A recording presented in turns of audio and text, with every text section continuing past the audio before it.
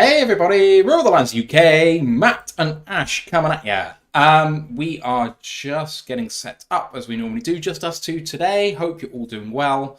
As always, if you've got any questions, get them in.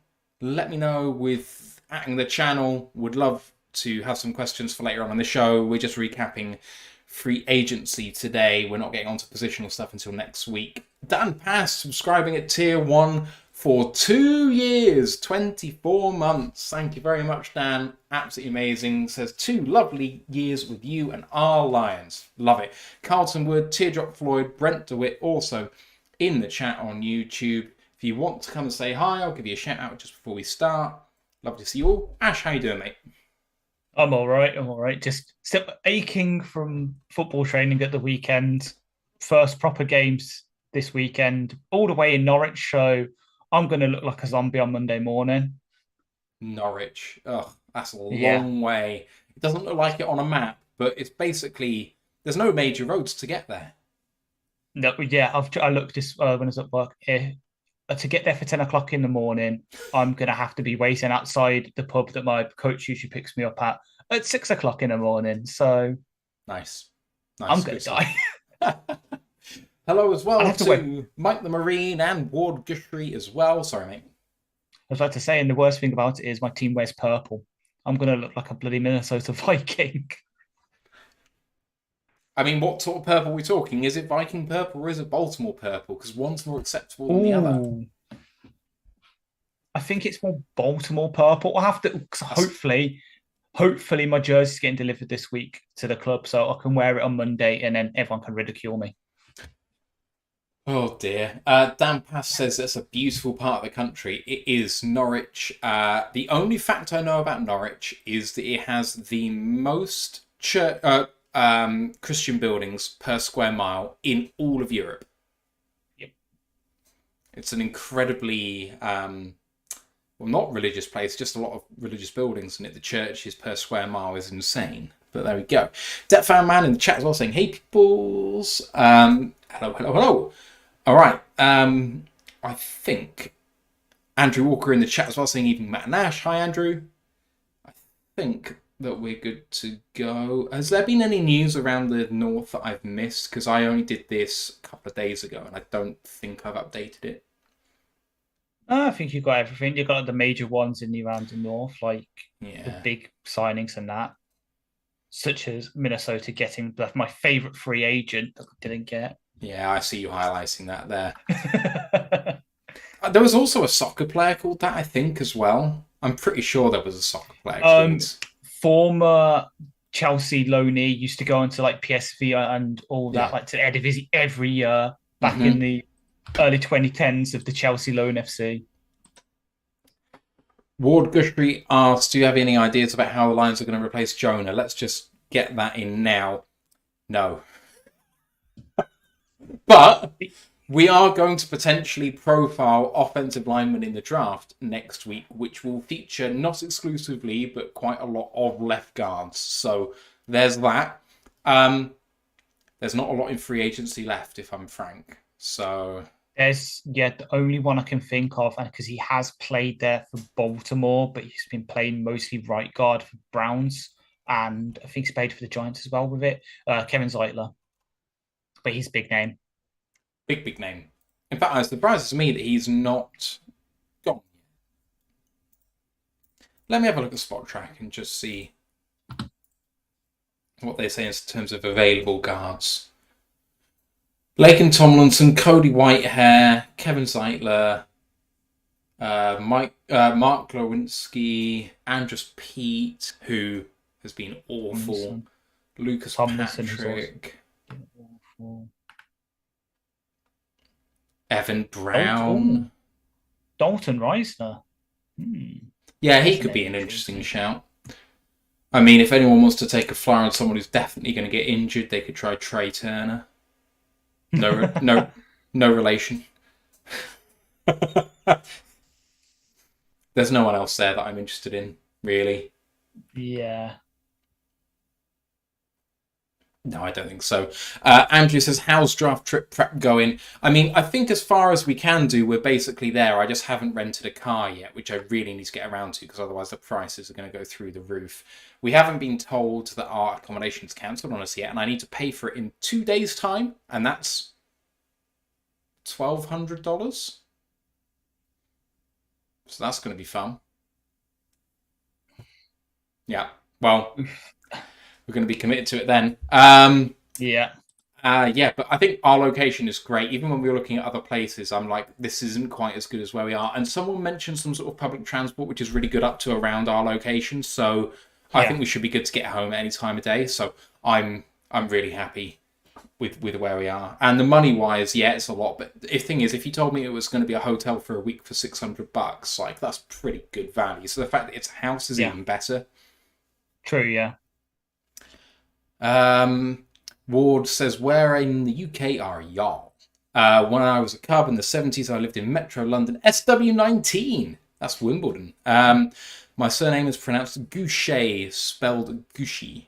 Goucher. My bad. I'm in Bristol, but I work in Bath, which is in the southwest of the UK. And I'm from Birmingham. I'm from Birmingham, live in Nottingham now, which is the middle. It's back bang in the middle, but I count myself more as a northerner because I'm good.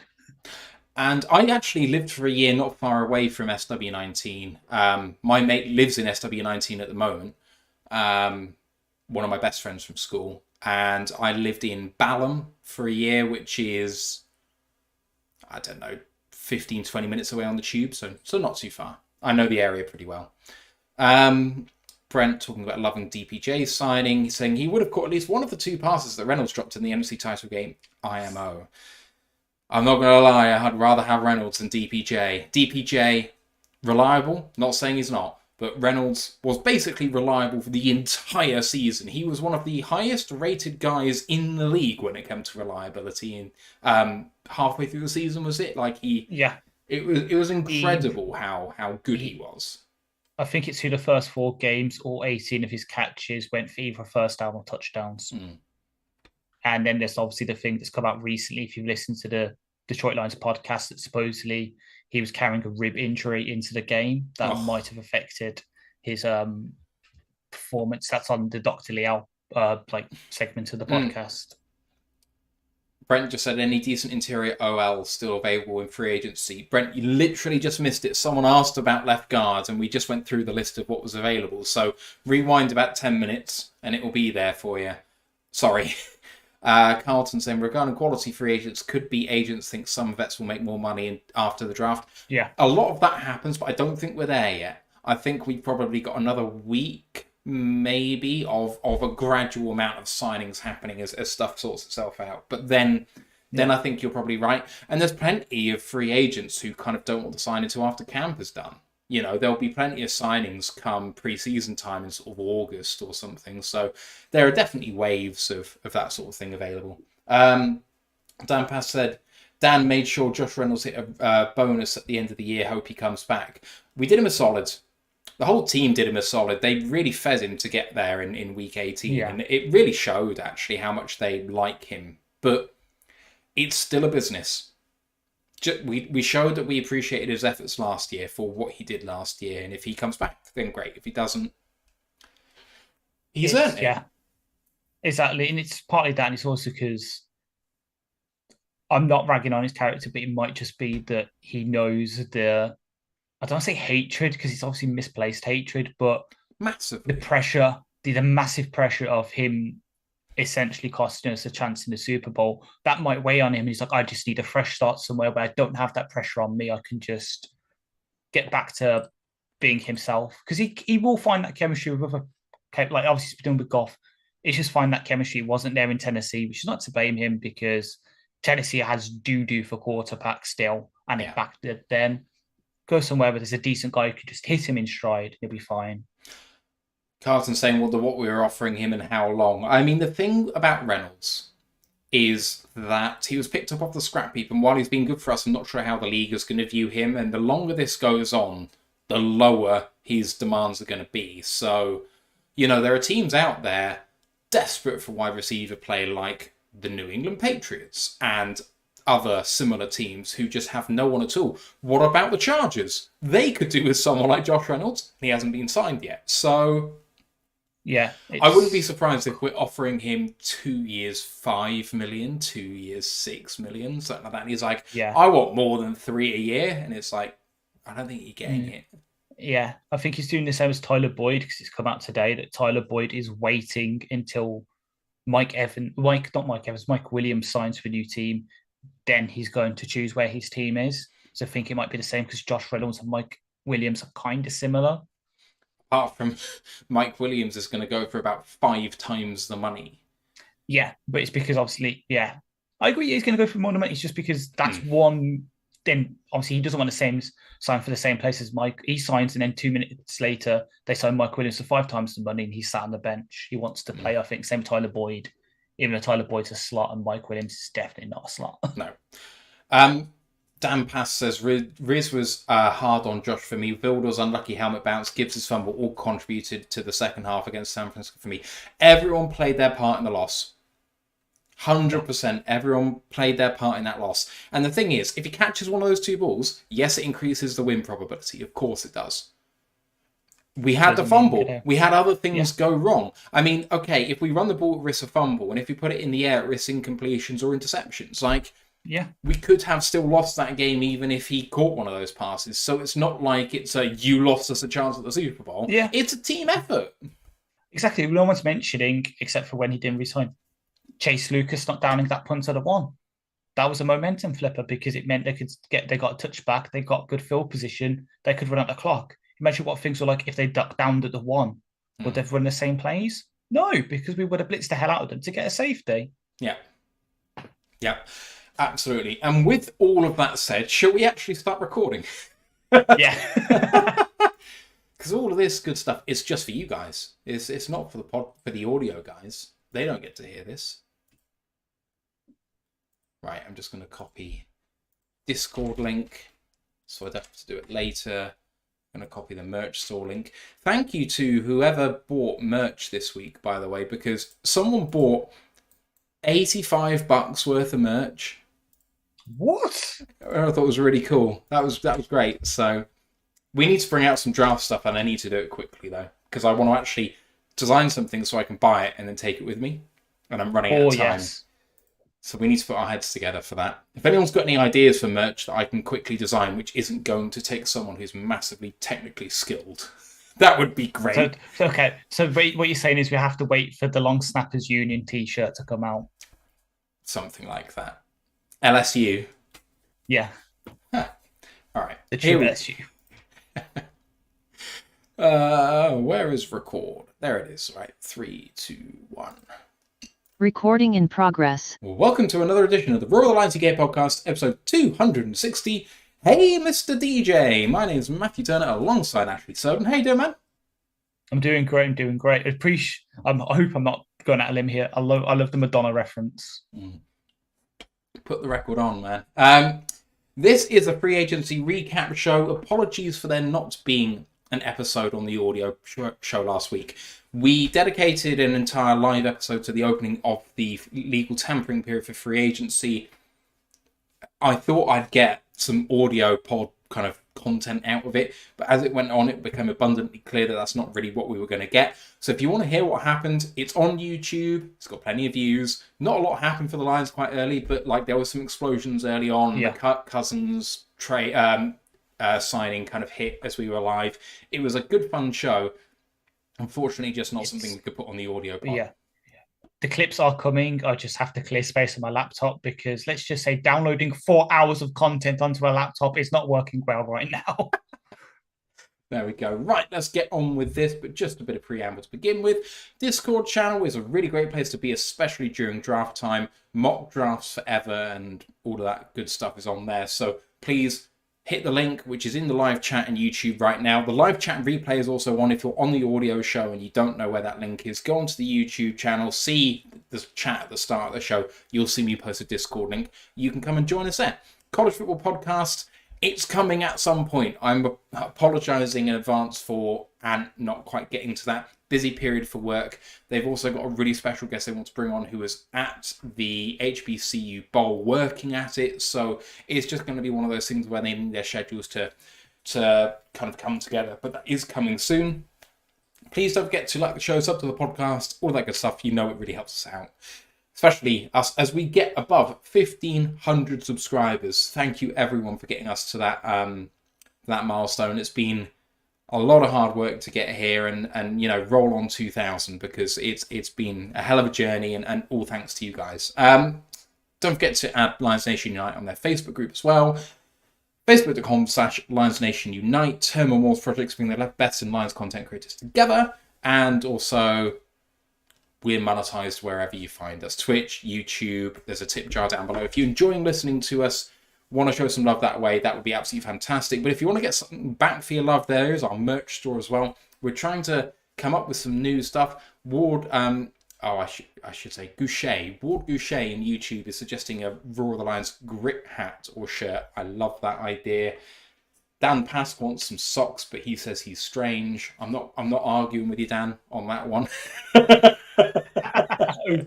Socks is an odd flex, but I can kind of see the Royal Lions logo on a sock. That would probably work.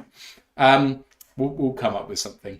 But yeah, if you've got any suggestions, do give us a shout. And also there's a feedback form in the YouTube description too. So if you have any thoughts, come and say hello. Right, Ash. 2 pieces of news, both about contract extensions for Lions staff. Brad Holmes and Dan Campbell, new contracts for them through the 2027 season, and Chris Spielman also extended for an undisclosed duration. For Dan Campbell, I believe this tacks on an additional year at an increased rate. For Brad Holmes, I think he was through 2025, so this will be an extra 2 seasons for him. Absolutely justified in them getting a raise and also further years. I mean, they had a long time to go still, but they really haven't put too many foots wrong. That doesn't work, but there we go. Anyway, you know what I mean. I do, yeah. It's completely deserved. It's more, I think this whole idea of re-signing extensions to increase wages is more of a thing for us over here. We see it all the time with our football players. Like the amount of times I've seen like Villa players sign contract extensions for another year. It's their way of getting around the thing where you can't technically just give someone more money. You have to tack years on. So that's what they're doing here. But at the same time, keep him here for life. Like Chris Spielman, the undisclosed duration for as long as he wants. Until he wants to put his feet up on the beach and sip a pina colada, have him around because number one, the amount of stuff he does for the organisation, it's obviously part of the committee that hired Brad and Dan. He's there in the facility every day. He's becoming more of a scout. So we were seeing at the Illinois Pro Day, I think, this year. Maybe we could get Tip. Cough, cough. Just the amount of things he does, just keep him around because he's part of this culture. Obviously, people outside the organisation don't know it. They don't know what Chris does. But for us insiders who know what he means to the organisation, keep him around for as long as he wants and then let him go, just go relax somewhere and enjoy and reap the benefits of what he's done for us. I'm saying it right now. In Spielman and Campbell, we've got, well, I don't think Campbell's in it because he didn't play for us for very long. But in Spielman, we have someone who could potentially go in the Pride of the Lions twice, yeah. That would be really easily cool. Yes. Yeah, I'm going to be all on that train if things come good in the next few years. We are going to be breaking down free agency. We're going to have a look at the Lions in particular. Then we're going to go around the NFC North and then look at the highlights from around the rest of the NFL. And we're going to kick this off. I think I've done it chronologically. If it's not, apologies. It was as close as I could get when recapping. And we kick things off with Graham Glasgow re-signing 3 years, $20 million, only $8 million guaranteed, and $2.7 million cap hit in his first year, Ash. Void years on there for good measure. We needed guards. We needed guards really badly. And this kicked free agency off with a bang for the Lions, really, especially at this price point. Yeah, like, it's not just obviously bringing someone back. It's the fact that because right guard, he can play left guard. He has played there before. Doesn't mean we're locked into signing a left guard or drafting one. Nudge, nudge, wink, wink. Backs up centre with Frank, but he's also just such a good guy. Like, he came back to be with his boys. Like he said, I think it was in the presser. Like he told his agent to turn down bigger offers from other teams because he knew that we would give him a fair offer and we'll happily have him back. So just getting him back in that room, solidifying 4 out of the 5 offensive line places, and just having a kind of mentor there. Because while we've got Deck, while we've got Sewell, while we've got Frank, just having another veteran there just to help this hopefully rookie, if it's first rounder, 7th rounder, whatever, UDFA, just help them integrate. It's gonna come good. It's gonna come good. Absolutely. And looking at his cap hits, it really is a 2-year deal with an option for a third for the Lions. So starts off 2.7 million in year 1, rises to 7.4 in year 2, but that's not much above the APY of the deal, which is 6.7 million. And then in year 3, his salary increases further, goes 8.4 million in the cap number, but you can get back $5.6 million in savings if you cut him before the start of year 3. So if you get him for 2 years and in year 2 he kind of regresses in his age 34 season, you're getting back the majority of the money. So even though the headline figure is higher, because of the lack of guaranteed money in this deal, it's a really team-friendly 3rd year if we want it, Ash. Yeah, it is, and it's the best of both worlds. He knows he's got here another 2 years when this is probably the last multi-year deal he's ever going to sign. And yeah, if he still plays well into year 2, I'm sure that the team will be more than happy to keep him out year 3. If not, we can cut bait and we can just carry on the offensive line project going. Probably by then that'll be the end of quarter, like Colby will come into last year. Maybe he can play in a contract year, earn himself a nice big extension, or we can draft a new guy. It just helps that little constant rotation at the offensive line that Eric Schlitt's been talking about for the past season and a half now. The fact that the offensive line contracts are staggered exactly perfectly, so you can just keep everything, the cost going, and just replace one bit after another if you need to. I'm sure we must have made this joke before, but just because he said his name, it just occurred to me that like his mailbag shows or whatever you want to do should be called Up Schlitz Creek. Please make that happen, Eric. If we see him now in Detroit, I'm stealing that. Oh, right. Next bit of news is, and I don't want to spark any debate here. That's not what we're here for. But the tight end Brock Wright has been given the right of first refusal tender. That means that the Lions have the right to match any deal offered to Brock Wright, which means Brock Wright's still basically on the market, but only if you want to pay more than $2.985 million. Ash, did this take you by surprise? Yes, it does. And you know it did with what you were saying. When this initially came out, there might have been a bit of an uproar from me in our Discord server saying this was too much. Because for me, I thought we would be able to just not attend to him, get him back on the cheaper contracts like we have with some players that we'll mention later.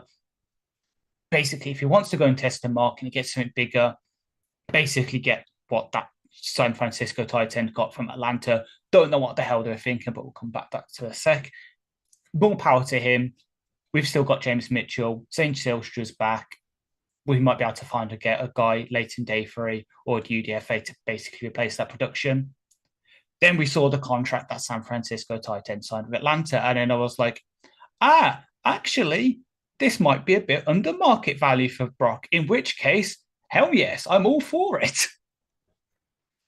It's one of those things, isn't it? $3 million for a player of his production just sounds rich. I mean, he is not exactly a high-end tight end too. So I despite what the San Francisco guy went for, I'm still on the fence. The thing is, he has got some wheels. It just takes him a little while for him to get going, but he's not immobile, even though he sure looks like it when he's in motion. Good blocker. He's dependable when you call on him. You don't give him a lot of volume, but he does deliver. I will pound the table for him needing to be used more. I think if he's been reliable in what you've given him so far, why not put a little bit more on his plate and see what he can do? I would suggest that the fact that we're giving him this contract means that the Lions are going to do exactly that. And I think that's the only way you can really justify this deal is by giving him a bit more. Yep. So, as I said on Discord, he needs to give us at least one game-winning touchdown this year. He's done it the past couple of years against the Jets, against the Chargers. I'm looking for at least 2 now, Brock. Come on, step up the production, earn yourself a bigger contract. We were talking in the pre-show about Josh Reynolds and just how good of a season he had before the drops in the conference championship. And someone was saying, well, Donovan Peoples-Jones would have caught those balls. Brock Wright would have caught those balls. The man's got great hands. Anyway, we move on, and we move on to the guy who has come over from inside the NFC North to the Lions. The first person who I have a graphic for, so apologies for the people in the audio show who won't see this, but it is the defensive end Marcus Davenport signing a 1-year, $6.5 million deal with a maximum of going up to $10.5 million. And his cap numbers are pretty friendly too. He's also got a void year on there as well. His signing bonus is $4.6 million, base salary of $2.5. It means his cap hit in year 1 is 3.4, and then the void year next year means $2.3 million is dead for 2025.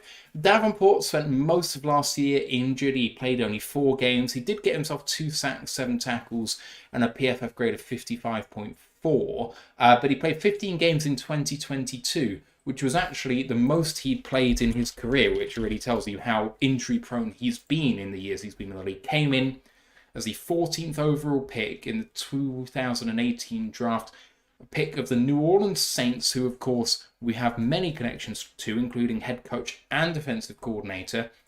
And looking at the sort of high end of what he can do, he played 11 games in 2021, which was only 2 seasons ago, or 2 seasons before the season that just happened. And in 11 games, he had 3 forced fumbles and a fumble recovery, 9 sacks, 39 tackles, 9 tackles for a loss, 16 quarterback hits. You know, at his best, Ash, this is a guy who really has done some good stuff, but staying on the field seems like it's a big issue for him. And at $6.5 million and only $3.5 against the cap this year, it's a low-risk, boom-bust sort of reward try at this position. Yeah, it's basic. I hate to make the comparison after considering with hindsight how it worked out. This is very much like a Charles Harris kind of signing from a few years ago, where hasn't shown the most out considering the first round pedigree, but because they've got that first round pedigree, you know there's something in there that if you can unlock it, then you've got a beast on your hand. And the good thing for Davenport is, at least initially, he will just be Hutch's backup at that spot, and then on third downs, if we slide a Pascal or commission side, he can come on and be that sort of designated pass rusher. So we can, instead of just playing him all out, jinx fate and get him injured again, manage his snaps, use him in the right kind of situations, and get him pushing offensive tackles back into quarterbacks like he has done throughout his career. One of the things I loved watching a few of the games when we signed him is the fact he can do that. And I'm going to make a comparison to a certain draft prospect coming out this year. It reminded me very much of Jared Verse's sack against Florida this year. So if we get that guy, that's because it's looking more and more possible with certain edges going up the board. What a perfect guy to mentor first-round guy than someone who has the exact same physical profile. So what were the Vikings fans are saying? Oh, you've overpaid him and that. Nah, we're going to use him right. It's not my fault that you didn't know how to use him. We're going to show you what Davenport can do. And then whoever's back there for you, Sam Darnold, Jaron Hall, Nick Mullins, JJ McCarthy, whoever it is going to be, they're going to be running for their life. I mean, even in 4-man fronts on like 2nd and 10, I can see Hutch kicking inside and Davenport being outside him. Like, yeah. I really think there's the flexibility to do stuff like that, because I think you see some of the best teams in the NFL put their best edge rusher wherever they identify weakness. So if you do find that right guard is a weakness for a team, kicking Hutch inside to go up against that right guard and having Davenport try and take up the right tackle without having a NASCAR or a 5-down lineman package out there, I think could be really productive. So I think this just provides a way of being more inventive than we have been on the defensive line. And I mean, at whatever it was, 3.5 million for this year, I don't think you can complain. I mean, I know the headline figure is 6.5 million. I know the max amount he can get is 10.5 million. If he gets 10.5 million, Lions might win the Super Bowl. Like, that's the sort of stuff we're talking about. But if he doesn't, 3.5 this year, 3 next year, who cares? Like, it's pocket change compared to what some extensions might be for the Lions coming down the track. Yeah, so using over the cap, his contract this year is just over 1% of the cap. That's nothing. Nothing. It's not really much at all. Right. Let's move it on to the next one. And the move that maybe broke the Lions into thinking, right, we are really going for this, which is the trade for Carlton Davis, cornerback from Tampa Bay. It was Davis and a 6th this year and next year for our later 3rd round pick this year. He also then subsequently restructured his deal. It was $14.5 million against the cap. He has pushed $4.5 million into next season as well. So he's going to count about $9.9 million against the cap this year, $4.5 million against the cap in a void year in 2025. Now, Carlton Davis played in 12 games last year, 2 interceptions, 9 passes defended, and a PFF grade of 63.1. Everyone talks about him never playing a full season, but to spin it another way, this is a guy who's never had a season-ending injury preventing him from playing significant snaps. He has never played less than 718 snaps in a season. Now, him being injury-prone is a worry. Maybe that has impacted his playthroughs career where he's had to play hurt. Maybe it's ended his season prematurely, but not until quite later on in those seasons because of the amount of snaps he's been playing. I've described him as a boom or bust man corner. He's a twitchy, explosive, tone-setting guy. Raz is only 6.36, and, that is what it is.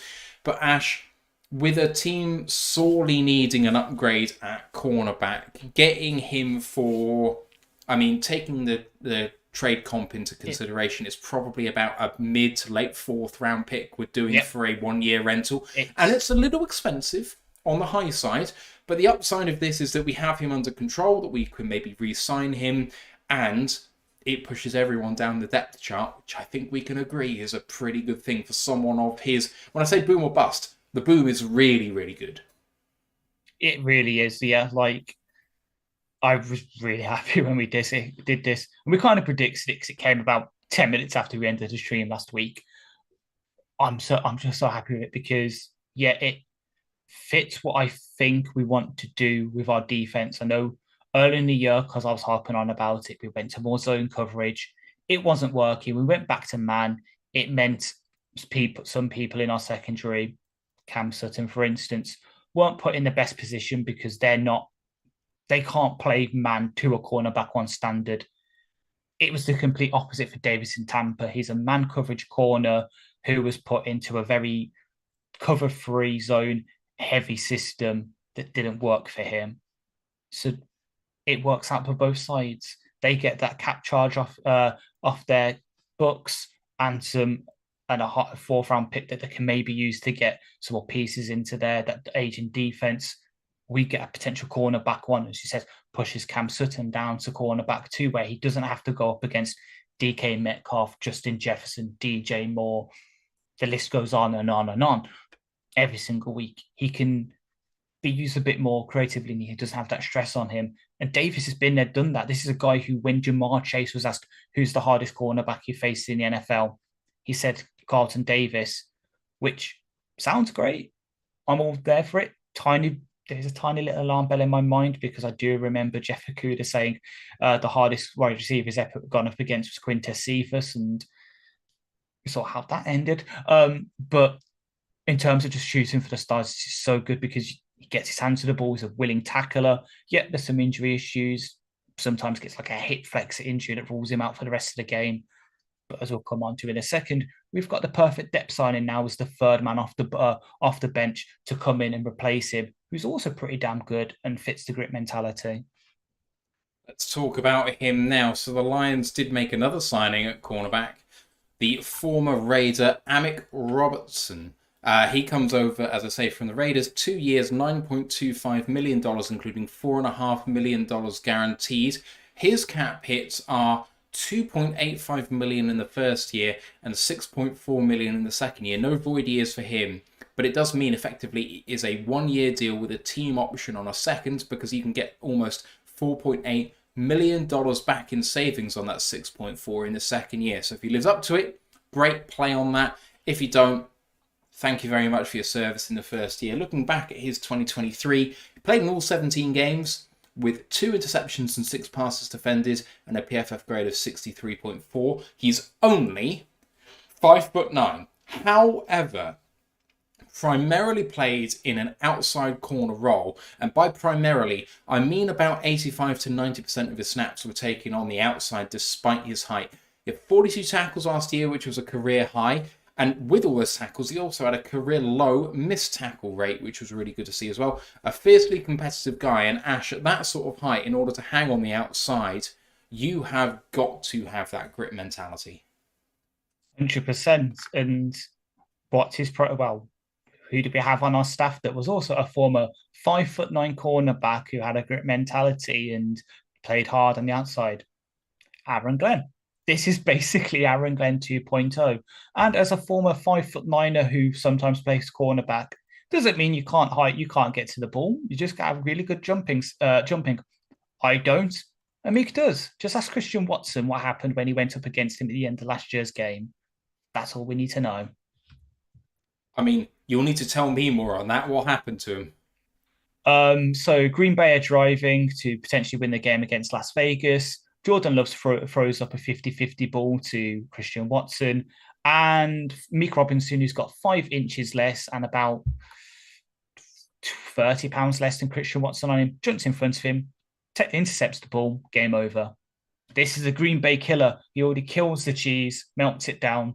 He's going to fit in perfectly here. And I will say that this is only his second year as a starter, but he absolutely backed up his play from 2022 into 2023. So in both years, he had 2 interceptions. He also played in all 17 games in the previous year, although he only started 7, started 12 this season. He had 9 passes defended in 2022 versus 6 in 2023.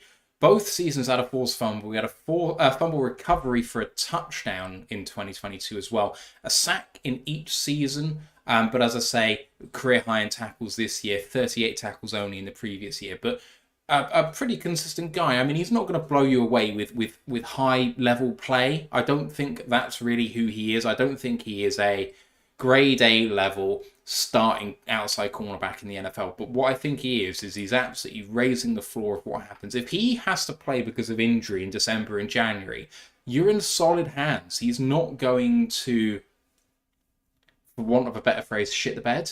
Like, that's just not who he is. He is, and I hate bragging on the guy because we still love Jerry to bits. He is an upgrade on Jerry. He's Jerry's mentality, but in a more athletic body. Like, wish Jerry all the best, but this is an upgrade, just like Carlton Davis isn't technically an upgrade on Cam Sutton. Just trying to improve that room that's just been the weakest of our defense. More Lions news. Dan Skipper does return. We didn't think he'd be going anywhere, but thank God that Taylor Decker is back.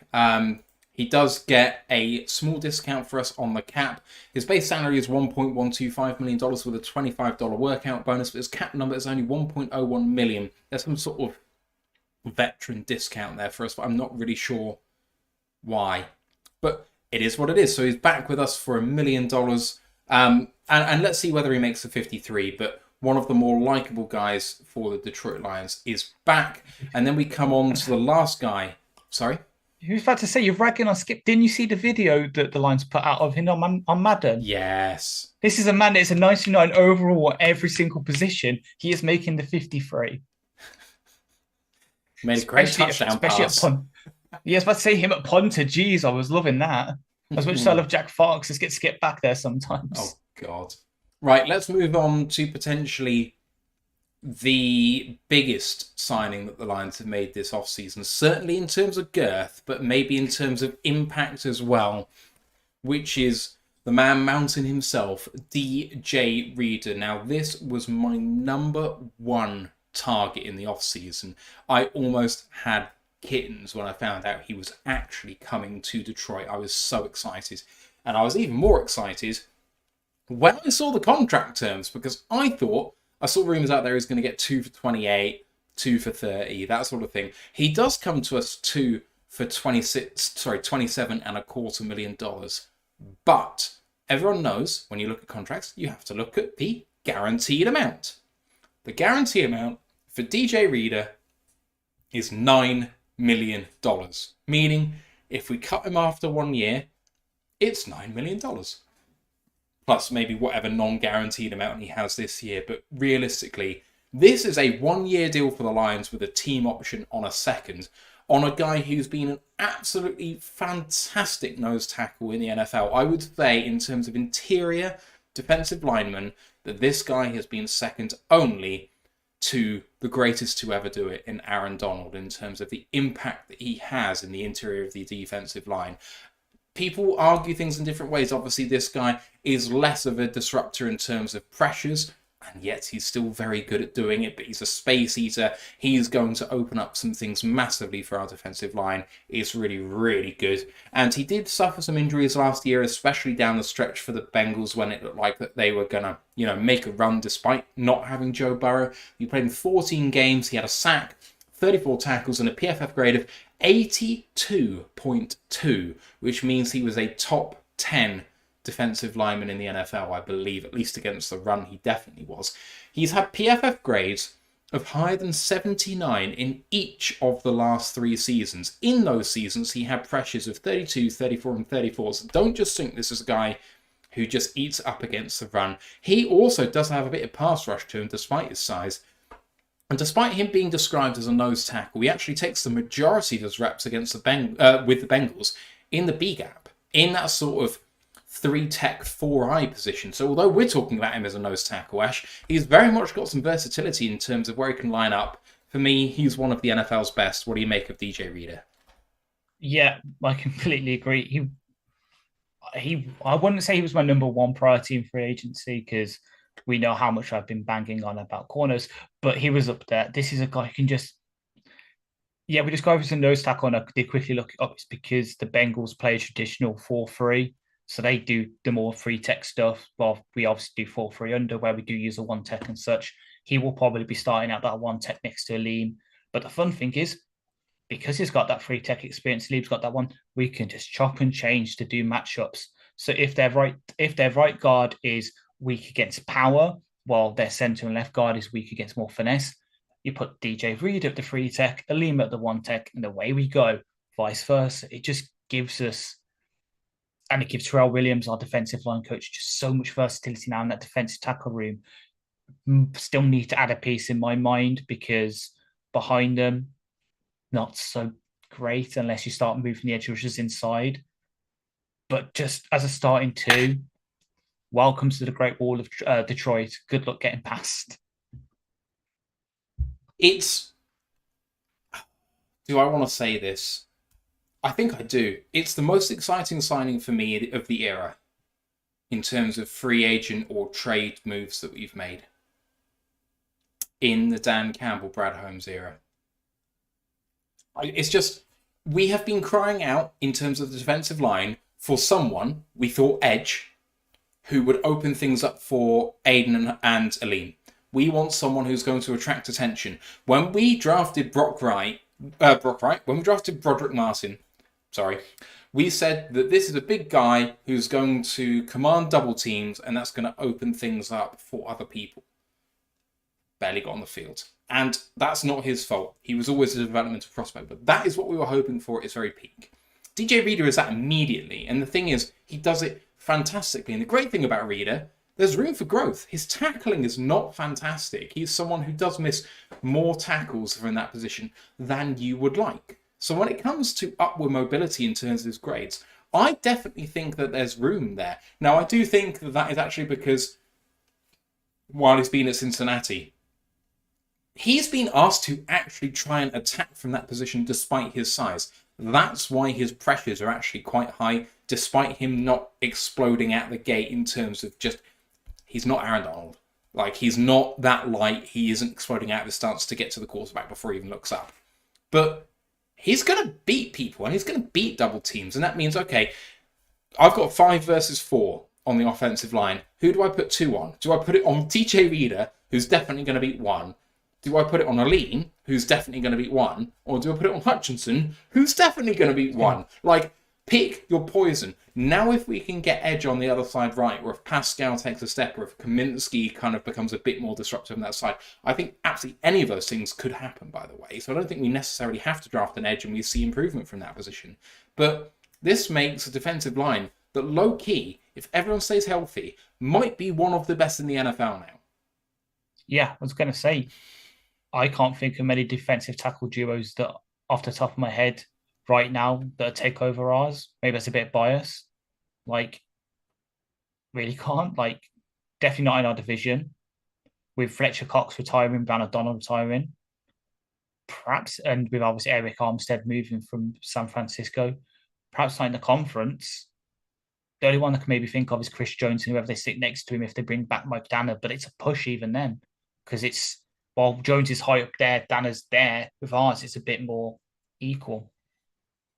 There's just consistent ability all over the place. And like that fan man is talking about, because we've upgraded the cornerback room and because we're going to have a bit more pressure on the quarterback, this might help out our coverage. And that might mean the cornerbacks we already have look better. So I cannot express how excited I am about the signing of DJ Reader. Fingers crossed that he really comes good here, because it could be transformative for this team that already went to the NFC Championship game. Let's just say that as many times as we can. Other signings the Lions have made, I mean, some have argued it's the most important signing of the offseason, but long snapper Scott Daly has re-signed with the Lions, terms not disclosed as yet, and the cornerback Khalil Dorsey is also back. He, of course, did not see too much action last year apart from on special teams, but maybe... No? He started in between when we benched Jerry and bringing in Kendall Vildor. He was the start off Cam Sutton. Yeah. And he did okay against speedy receivers. Everyone else, not good. Not good at all. There's he's Chase Lucas. He's basically brought back to be Chase Lucas. And then, of course, considering what he did in training camp, if we're facing a good tight end, just send him out there. He knows what to do. Yeah, okay. Awkward. And the final signing that the Lions have made is, what I can read really when I'm talking to people about this, is a fairly popular re-signing, which I must confess I kind of didn't expect. Donovan Peoples-Jones returns to the Lions. Now, when it was signed, it was reported as a 1-year, $2 million deal. Now, according to Over the Cap, that is not accurate. So I'm going to restate what Over the Cap says it is. And then, if that turns out to be inaccurate, apologies, third-party information, etc. The whole podcast is third-party information, so I don't know why I'm saying anything about that, but never mind. Donovan Peoples-Jones is a 1-year, $2.73 million deal. So, I mean, it's a substantial amount more than what has been reported. However, because Donovan Peoples-Jones was a person who had his 4th year of his rookie deal expire, and he continued to play for the same team that he was at when that deal expires, he is getting the Will Harris contract benefit that we saw last year, called the veteran 5th year benefit. What that means is that when I say this is my theory. It's the only way this can happen, so it has to be this, but I haven't seen anyone else confirm it. But it's a 5th year veteran benefit. If you fully guarantee the deal, and it stays under, I think, 2.74 million, and it's 2.73 million, then you get a substantial discount on the cap hit for that player. So it all gets paid in advance, gets 2.73 million. The cap hit for the Lions is 1.5 million. So actually, Ash, the cap hit is better than advertised for Donovan Peoples-Jones, who I would say at the very least is an extremely capable wide receiver 6. Yeah, he is. He is instead of TJ Jones, so TJJ, he's DPJ. He's great wide receiver 6, What And a he offers special throwback. teams. I know, right? Like, I miss TJ. The My days favourite nobody number got missed it. 13. He had some big catches back in the day. He did. He really did. He was great. Yeah. And if DPJ, we know DPJ has it in him. We saw it in Cleveland, and he's got more of an opportunity now, I guess, with obviously Josh Reynolds not returning so far, and it's seeming, based on rumors I've been reading, we're probably not likely to draft a receiver high, especially the ones I like. I cry. And it's I'm happy for him. And yeah, if we can get some special teams out of him, if we can get some reliable deep catches out of him, it's a damn good signing for 1.5 million. So nothing really wrong with it.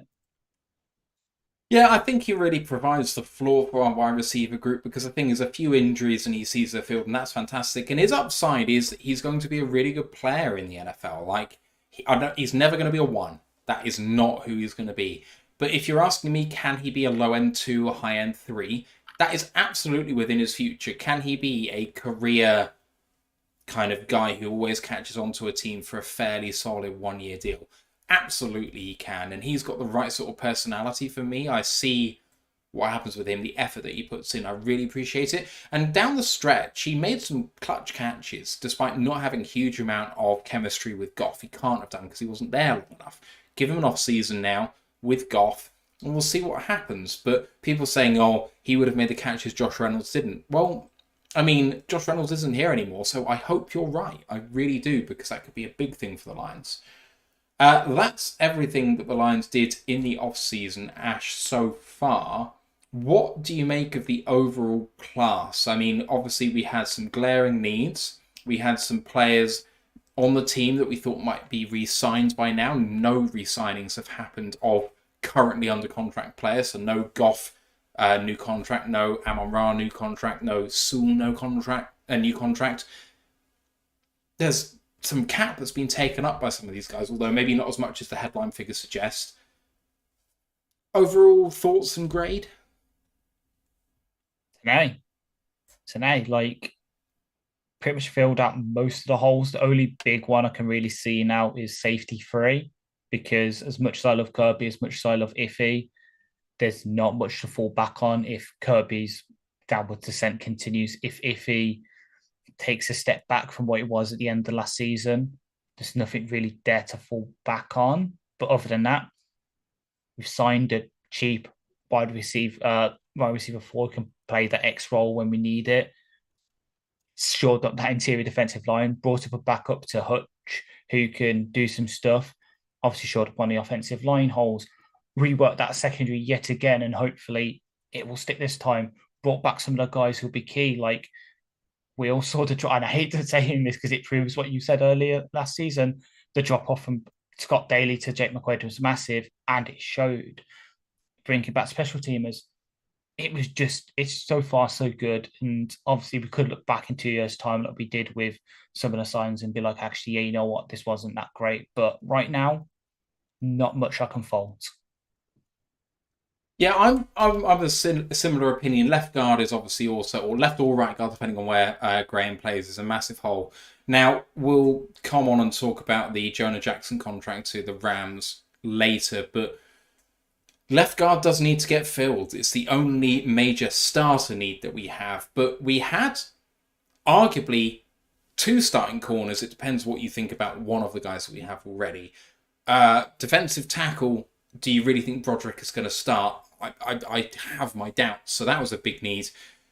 Edge, I mean, will Davenport take some starter reps opposite Hutch? I think the potential is there for that, maybe. It's not a starting role that's open, but I think the door could be open for it if we get the right guy.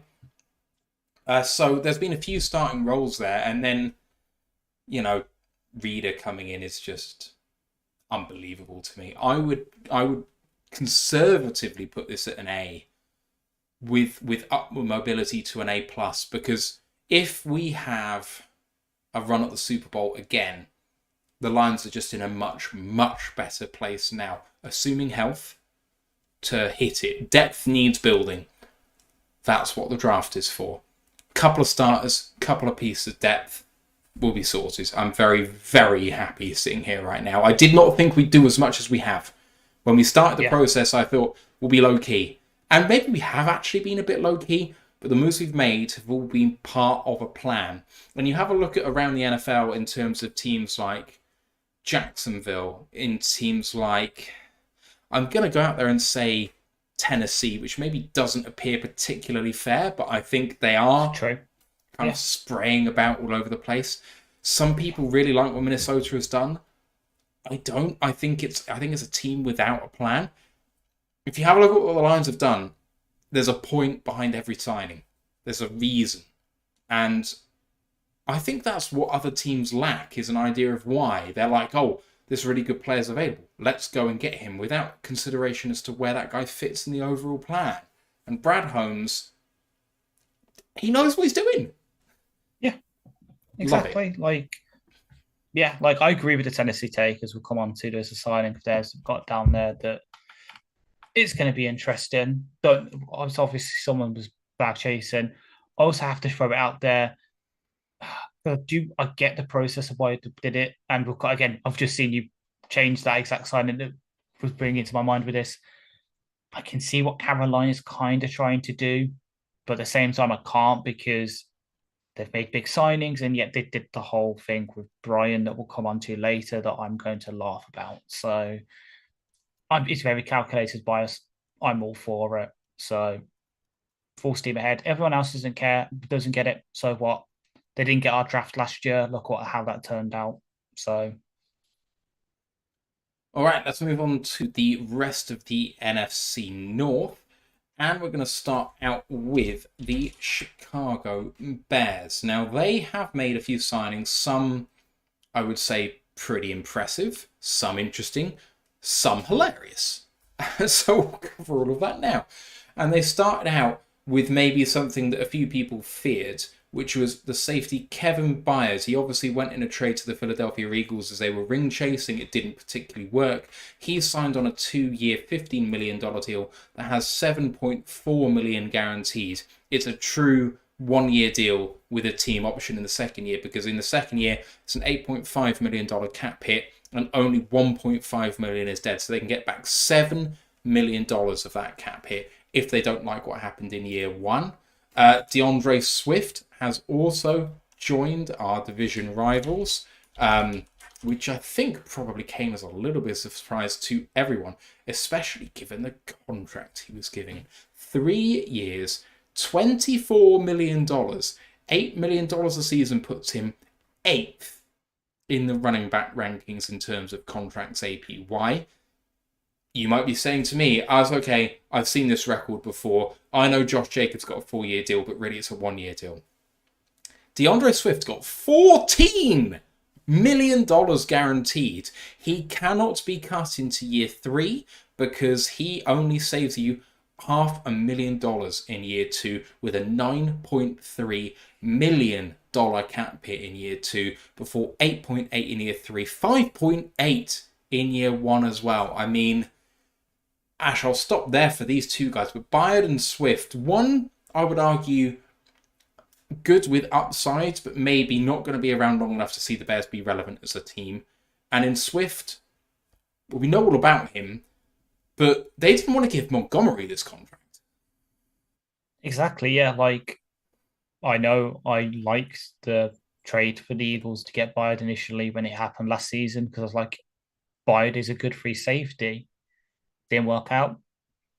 Probably won't work out here in Chicago, though Byard does have a bit of experience in the sort of cover 3, Seattle 3 that Chicago likes to run under Eberflus, because that's what he does.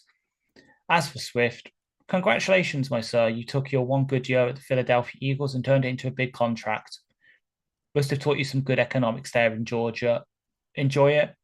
You've got some injury guarantees in there. Ride it out. Go buy a nice house somewhere. Fair play. Rest of the signings that we have, Gerald Everett, the tight end, formerly of the Rams, played with Stafford, 2 years, $12 million, but his contract details have not been disclosed yet in terms of guaranteed money and split for those 2 years, so we don't know how that's going to go. Safety Jonathan Owens also joins, formerly of Green Bay. He has a 2-year, $4.75 million contract with $1 million guaranteed. So a very low-key signing for a 29-year-old player that I actually quite like. I think that he's a very solid player without being spectacular. I think that raises the floor of the Chicago Bears. And then they shock the world a little bit by trading for a player who we only heard was actually on the market for a very short amount of time, rumoured to be staying in the LA Chargers until that day. But Keenan Allen, the wide receiver, who has given the Lions all manner of problems when he's played them, he has been traded to the Bears for a 2024 4th-round pick, further reducing the amount of picks that the Bears have this season, Ash. Finally, the final trade is inevitable end of Justin Fields' career, the quarterback who no one feared with his arm, but everyone feared with his legs, has gone to Pittsburgh to be number 2 to Russell Wilson for a 6th-round pick that is conditional and will become a 4th-round pick if he plays a majority of the 2024 snaps. It's a mixed bag, this, mate. I mean, Owens, I really like as a signing. You can't hate the Keenan Allen trade, I don't think, especially for only a 4th-round pick. I know he's got a big contract, but it's not breaking the bank. It's really raising the floor. If you want to, make sure that a new quarterback that we now know is coming is going to have someone who's going to be exceptionally dependable, that's fantastic. You have $23.1 million against the cap for the Bears, age 32. I mean, him and DJ Moore, that's something to throw at.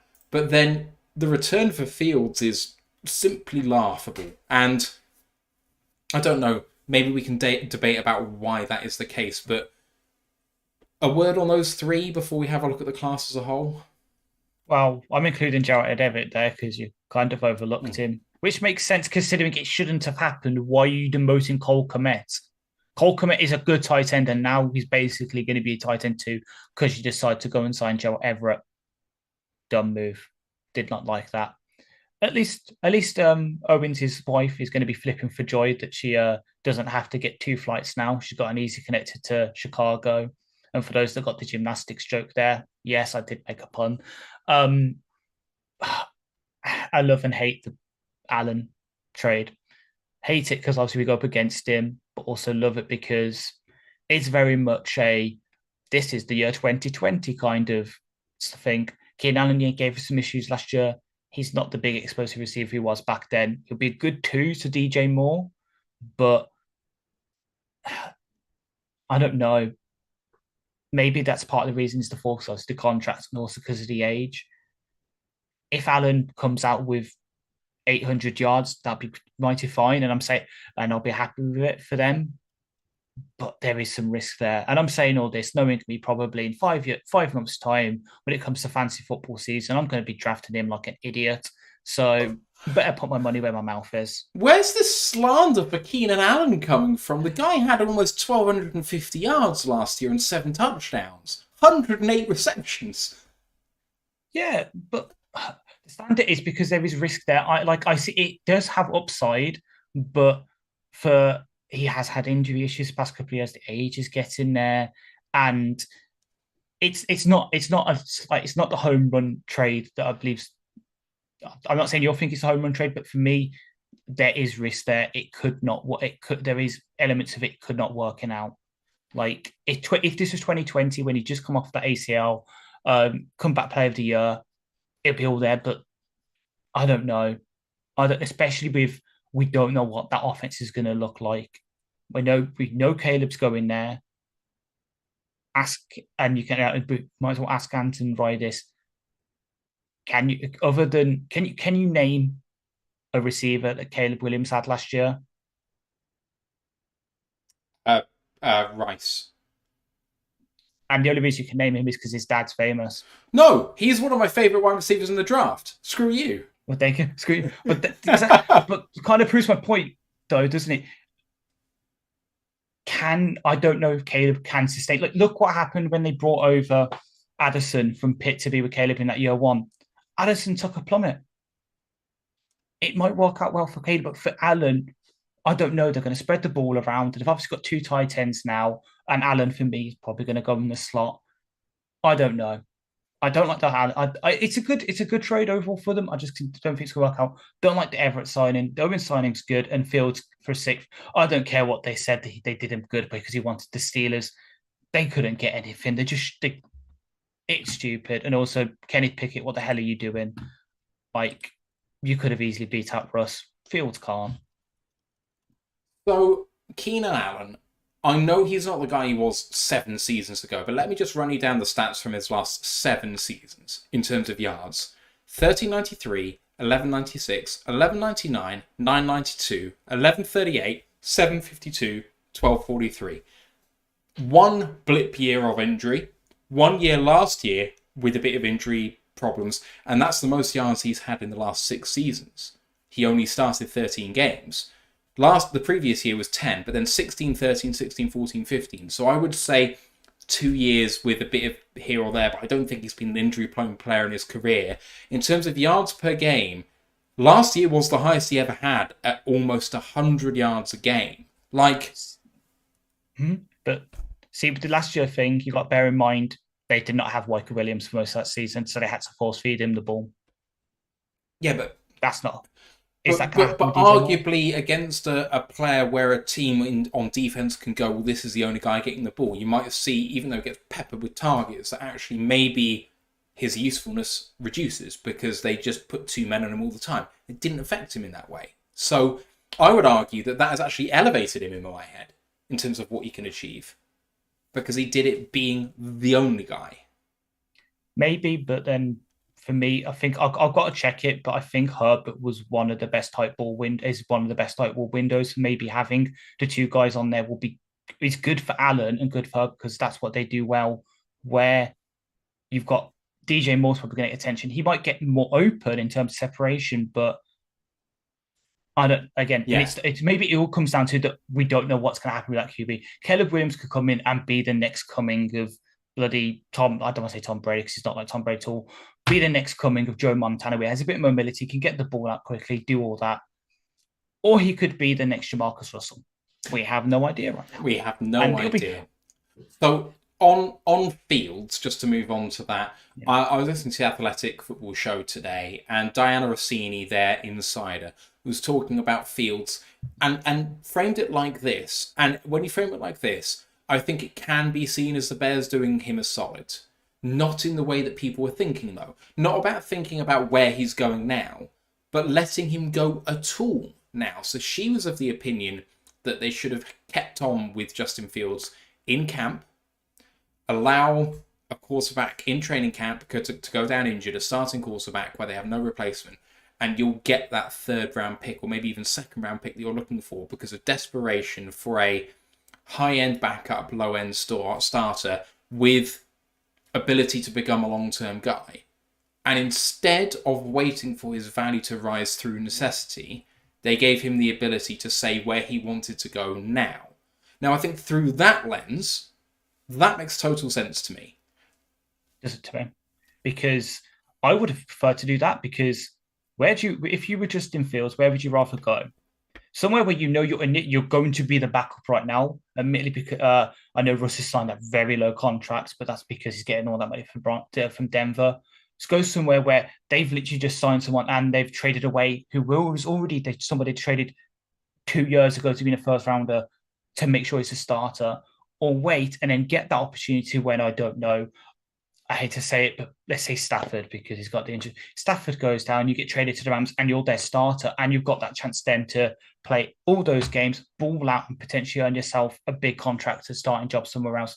I would pick the 2nd because right now I don't see the situation Fields going to unless Russ goes injured or he plays so badly that Pittsburgh have no choice to put him in. But I think that's going to be the very last chance saloon kind of thing.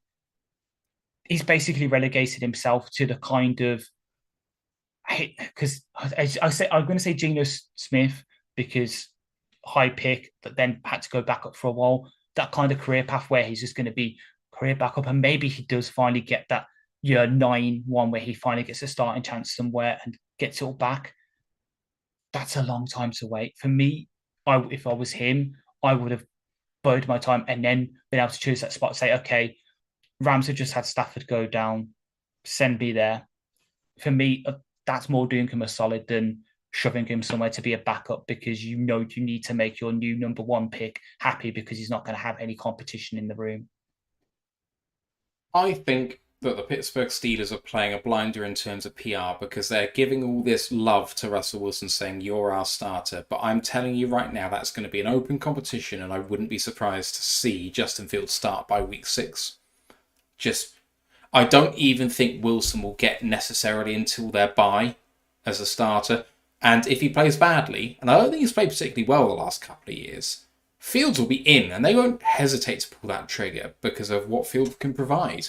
Wilson is the past. Like, at his age, he's going one way, and it ain't up.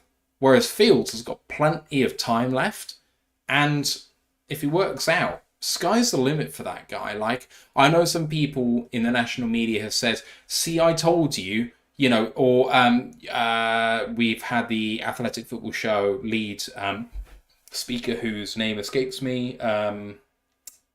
Not Nate Tice. Who's the guy?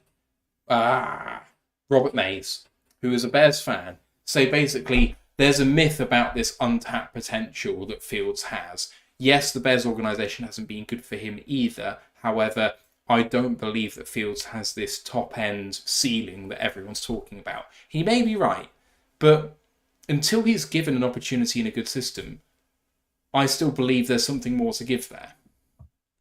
I'm with Mays, to be honest. What I saw from Justin Fields, the same issues came out here. Holding on to the ball too long, forcing it, trying to play hero ball. It's kind of what I saw scout when I watched bits of him at Ohio State. So for me, I agree, Bears haven't done the best by him, but at the same time, he still has those issues. And I've completely forgot my other point. God damn it, my brain's gone. Oh yeah, I remember what the reaction from everyone when the Denver Broncos basically benched Russ and said, we're not playing you now because we don't want to give you that injury guarantee. He was actually playing kind of well then. He'd finally got to suit in the system, kind of coming back. So out the two,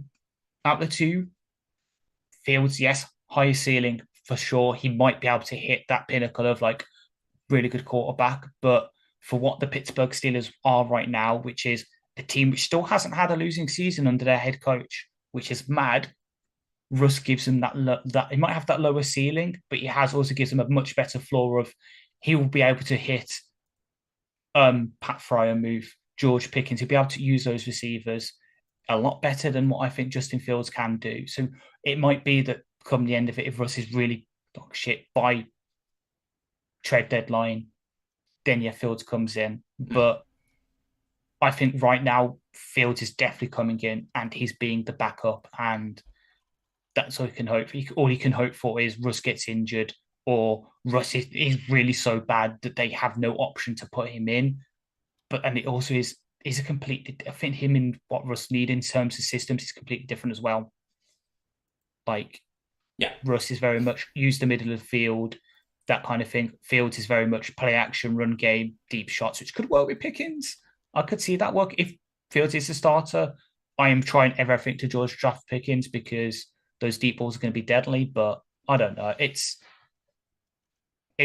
we don't know what's going to happen. Right, it's fun to play out is all. Snap grade for the Bears.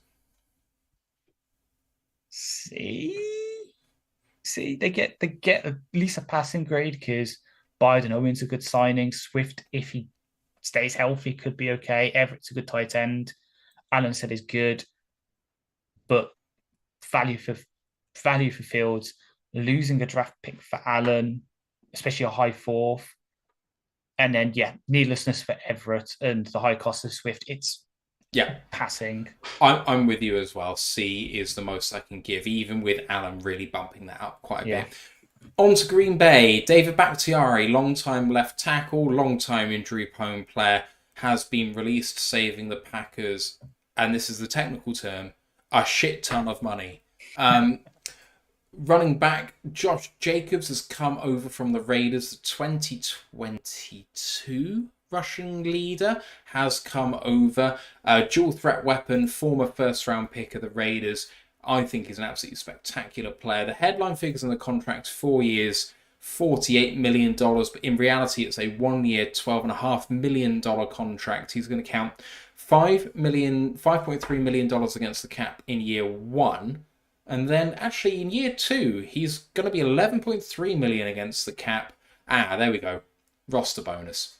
$5.9 million in year 2, which means if he gets cut before the roster bonus is due, you're going to get back $8 million of the 11.3. So it's a substantial amount which is going to come back. If he gets through that, his cap numbers go to 14.6 and 16.6. And quite frankly, he's just not playing under it. So this is very much a contract, Ash, which is going to be effectively cancelled after year 1. However, Jacobs, 26 years old, been exceptionally good for the Raiders, especially when he hasn't been given very much help. And I know that people were very high on Aaron Jones, but this is a guy we're going to have to account for this season. Yeah, like Jacobs is an upgrade on Aaron Jones. Like, I know Aaron Jones is really hitting his form again at the end of the season, coming because I think he started off the season a bit injured, finally picked it up. It just gives him an all-round kind of guy. Like they've always had that two-headed backfield of him and Dylan. Jacobs is kind of the best mix of both. Because while Aaron Jones was very, very good at the outside zone stuff, wasn't so good inside. AJ Dillon was okay at the outside zone stuff, but was good through the middle. Jacobs is the best of both worlds for them. And I know they've brought back Dylan on like a really cheap contract, I think. Yeah. As it says down there, 1 year, nearly $3 million. It just gives them a more rounded. I think they're moving more towards an inside kind of scheme rather than the outside Shanahan stuff that their head coach has been running for a while. They're trying to mix it up a bit because the league's kind of found out how to beat that. So they're having to evolve, especially with Jordan Love, because as much as I hate to say it, it's a read option with Jacobs and Jordan Love. That could do some damage. If this was last year, that could do some damage against us. This year, you just set DJ Reed onto the running onto Jacobs, and you just have Anzalone or Campbell, Reed, Jordan Love. Problem solved. Moving on to the rest of these then. So we mentioned Aaron Jones. He's been released. The Packers won the Xavier McKinney sweepstakes coming over from the Giants. The safety has a contract of 4 years, $67 million, but only $23 million fully guaranteed. That is, I think, his prorated signing bonus only. That's all he's guaranteed. So he can't be cut into year 3, but even then, a huge amount of that is guaranteed. Roster bonuses in there of $8.5 million in 2025 and 2026, but even then, that's only half the cap hit in year 2. So he's staying there for a little while on that hit, but he was an exceptionally good player for the Giants. And the other signing, as you mentioned, AJ Dillon back on a $2.74 million deal. I think that's also a veteran benefit salary, looking at 2.74, very similar to the 2.73 that Donovan Peoples-Jones signed for. And otherwise, Devondre Campbell, the former Pro Bowl linebacker, has been all-pro linebacker with a post-June 1st cut. He has subsequently gone, I think, to San Francisco. No. Yep, they officially announced it about half an hour ago. Oh, sweet. There we go. What do you make of all of those moves? As much as I love McKinney, because I really do love him, it's a bit of an overpay.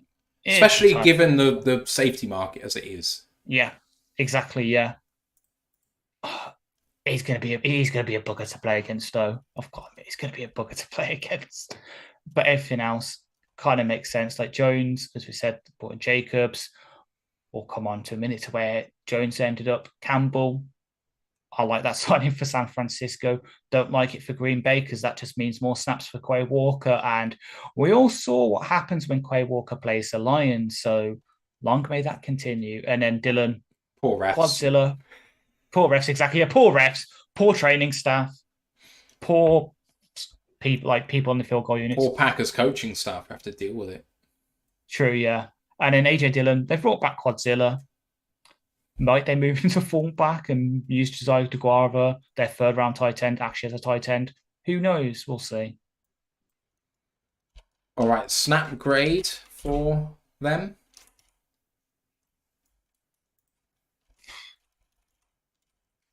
B minus. Like, they've had to release a lot of talent. I know Back is very injured.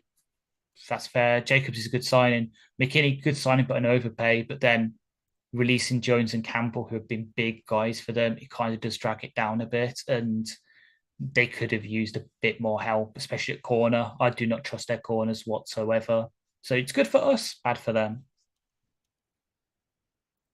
It's a weird one, this Green Bay list, because I really like Jacobs as a player and I really like McKinney as a player, but they're always an understated team in free agency, and their offensive line now needs some work with Bakhtiari gone. I know he's not played a huge amount, but they've always kind of counted on him to be there, and they may do, but I don't think it's great. And then I think they lost a guard in free agency as well, didn't they? John Runyon. He went to the Giants. The Giants. So offensive line needs some work. I think Dillon's a waste of a player. I just think he's an absolute scrub. So I'm glad he's back because he does bugger all.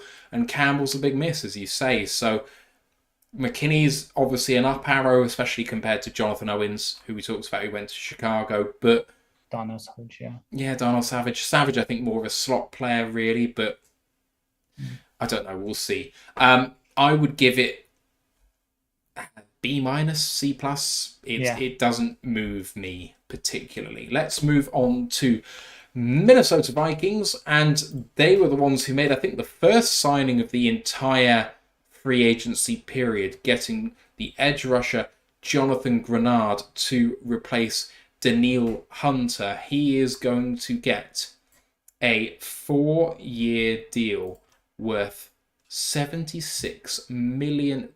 No idea about the actual breakdown of that contract yet because it hasn't come out. So we obviously seen that the guaranteed money makes a big difference. So it's hard to make a judgment on whether that is a lot of money or not. But having a look at what Danielle Hunter was paid, which I think was around $20 million, it's not a big difference for, I think, is a downgrade in edge rusher, personally. Otherwise, they also signed the player that you have referenced earlier on in the show, with Andrew Van Ginkel coming over from Miami, 2 years, $20 million. Again, no idea how much that is worth. His over-the-cap valuation for last year was $20.2 million on its own in one season, so God knows what it's going to be worth this coming season. They also signed the linebacker Blake Cashman, 28 years old, formerly of the Texans. He's got a 3-year deal worth $22.5 million with $9.5 million guaranteed.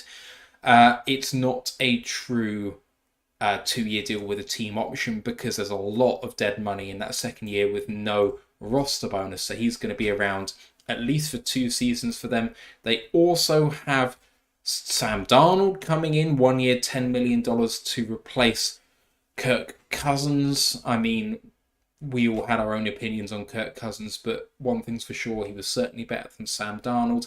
And they also picked up Aaron Jones for 1 year, $7 million, which apparently was less than he was willing to actually bargain down for Green Bay, which is all manner of funny. The final thing I will leave to debate with you in just a minute. What do you think of the signings and the releases that the Minnesota Vikings have had? We might as well get the clear stuff out of the way. I'm so pissed they signed Van Ginkel. He is, you know how you said DJ Reader was your number one free agency? Van Ginkel's mine because that's our Sam. That would have solved our Sam problem we had last year. As much as I love James Houston, Van Ginkel can pass rush, he can run, defend, and he can cover. Does everything we want from that Sam role. So if he would have been here, I would have been jumping for joy. And as much as I hate to say it as well, I love the Blake Cashman signing. For someone who's actually watched quite a bit of him, he came out 4 years ago. That was just when I was getting to scouting. So I initially came from the Jets. It was with the Jets and went to the Texans. What Anzalone has been for us, he could be for the Vikings. He's a very underrated linebacker. So that scares me a bit. Grenard, agree. Not as good as Danielle Hunter, but he's a bit younger. has had some good years. They do need someone opposite him, though. Maybe that can be Van Ginkel in Flores' system. But and then obviously the Jones signing is funny, though it did make me feel very, very weird watching him do the skull chant at his press conference. I felt very unnerved by that. It was not nice at all. And then we come to Sam Darnold. Please, can we not play the Vikings in week 1? We've seen us versus Sam Darnold in week 1. Don't subject me to that again, please. Other than that, what the hell are you doing, Kwesi? That's your answer to, that is your current answer to quarterback. We'll come up to what may be your actual answer to quarterback in a second, but that's who you're signing to mentor your young quarterback. Sam Darnold. Why? Tyrod Taylor's still around. Why? Like, come on. And you knew it was bad because you did it at a time when you know everyone was going to be asleep in Minnesota, so you wouldn't have your house stormed by an angry mob. Come on. So Jonathan Grenard is a really interesting signing because he is a 1-year wonder for me. He had 8 sacks in 21, 1.5 in 22, only played 8 games, spent some of it injured. The most recent season he had 12.5 sacks. So a real breakout year for him in his first year as a starter without injury. Obviously a good player. Remains to be seen what's going to happen in a team where he doesn't have Will Anderson opposite him on a team. I think that really opened the door for him a little bit, so I have my doubts about what they're going to do with him personally. Van Ginkel, obviously a good player. He's played all but 1 game in his last 4 seasons with Miami. Last year, 8 passes defended, an interception, pick 6, fumble recovery, 6 sacks, 69 tackles is the second highest of his career. Just had a very, very solid season in a role that's going to suit him down to the ground in a ultra high blitzing team. So I think that's a really, really solid signing for them. And I am going to go against you on Sam Darnold. I'm sorry, but I think what I've seen of Sam is he is who he has been basically his entire career, but his confidence isn't shot to bits. So you are getting the good side of him and the bad side of him. When he came in and played in the last couple of seasons, I've actually seen some fairly good and fairly on-time throws. I've seen him throw throws which make me realise, that he was a top 3 pick. There is still that player in him. And sometimes you do see the boneheaded mistakes. But what I saw out of what he did last season with San Francisco, was when he came in for them as it backup in relief, that he had learned a bit where he was under pressure. He was getting rid of the ball more often than he was when he was trying to make something happen and throw it into trouble, because it's just not his game. He's not that physically talented in terms of his legs. He was trying to make something happen and he'd make it worse previously, and now he's learning that he can just kind of throw it away a bit. I think he's still a work in progress, but he's only 27 years old, and the thing is, if he can stop making bad situations worse and keep just being the guy who throws guys open, he's got good arm talent.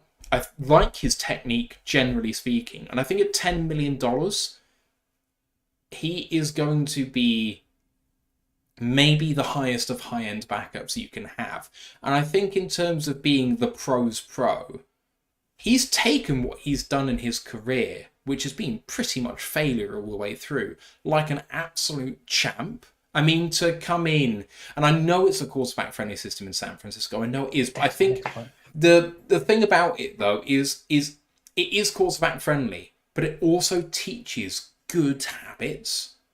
And I think that what might come out of a year in that system might be someone who will value the check down and, the swing passes and just getting things in on time, short if you have to, without trying to play hero ball. I think it's going to do him the world of good. So I am not ruling out him being the answer in Minnesota. However, we'll come on to why that may not be the case in just a minute. I've got a bit of pushback on the it teaches you good stuff.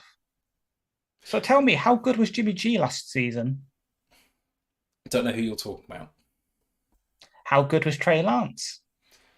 I don't even know who that is. Exactly. Like, Donald has good bits. Like, for me, it's not what happened with San Francisco last year. It's those first 6 games for him in Carolina. That actually was the bit. It was like, okay, yeah, there is a quarterback in there. It was just, it came all crashing down. Then he does have those moments, but then you have a couple of good games, and then the rest is so bad. And when Minnesota are going to be in a position, as we'll come on to in a minute, where the 2 quarterbacks I think they have in mind both kind of need someone who will mentor them to make good decisions with the ball, in my opinion. Like, I think I know you're very high on one of them, of the 2 we're about to discuss. Me, not so much. So maybe that's where it comes in, is you have more belief in them to make those good decisions. But for me, I'd want someone who's more of that traditional, this is a veteran. That's why I said Tyrod Taylor, because he is the epitome of you bring him in, he starts until the bye, he teaches the young QB a couple of good things. Then he accidentally gets injected in the lung with a needle by a team doctor, and the new quarterback has to come in and start. You say one of 2, but I don't think the 2 is the first one of those 2 is the person you're going to expect, because I think you are high on that person. But we shall see, because I'm going to say that in a minute. Oh, okay. Oh, yeah. So they're not making it pass through for me. We'll see what happens with that. But okay, Aaron Jones, yes. The other thing we have to mention with Minnesota is they have made the only picks trade so far in this offseason. They have moved up from 42 to 23. So Minnesota gained 23 and 232. So a first and a 7th, for 42, 188, and a 2025 second. So effectively giving up 2 seconds for a first, and also a trade down in day 3 as well this year. It's a ballsy move, but they ain't trading up to 23 just because they want another first round pick. This is the signal that they are going for it this season in terms of going for their guy at quarterback, because they're trading up again. Yeah, 100%. And as we mentioned, I know that guy you mentioned, for me, I don't think he's actually, no, I can't say that, because actually I was only saying that and then I remembered the fact I was actually going to try and use to say they might be going for him. So I've just shot myself in the foot. Yes, they're either going for their local guy for us, or the guy who Kevin O'Connell was literally the coach for in high school. You didn't know that. You were about to use him against me. You didn't know that Kevin O'Connell was Drake May's high school coach. No, I did. Okay, I was going to make the point without that connection because I thought it made sense, but never mind. Yes, so for me, this is all about one of 3 quarterbacks. Now, everyone in terms of conventional wisdom for the last few months has been saying QB1 is still an active fight between Caleb Williams and Drake May.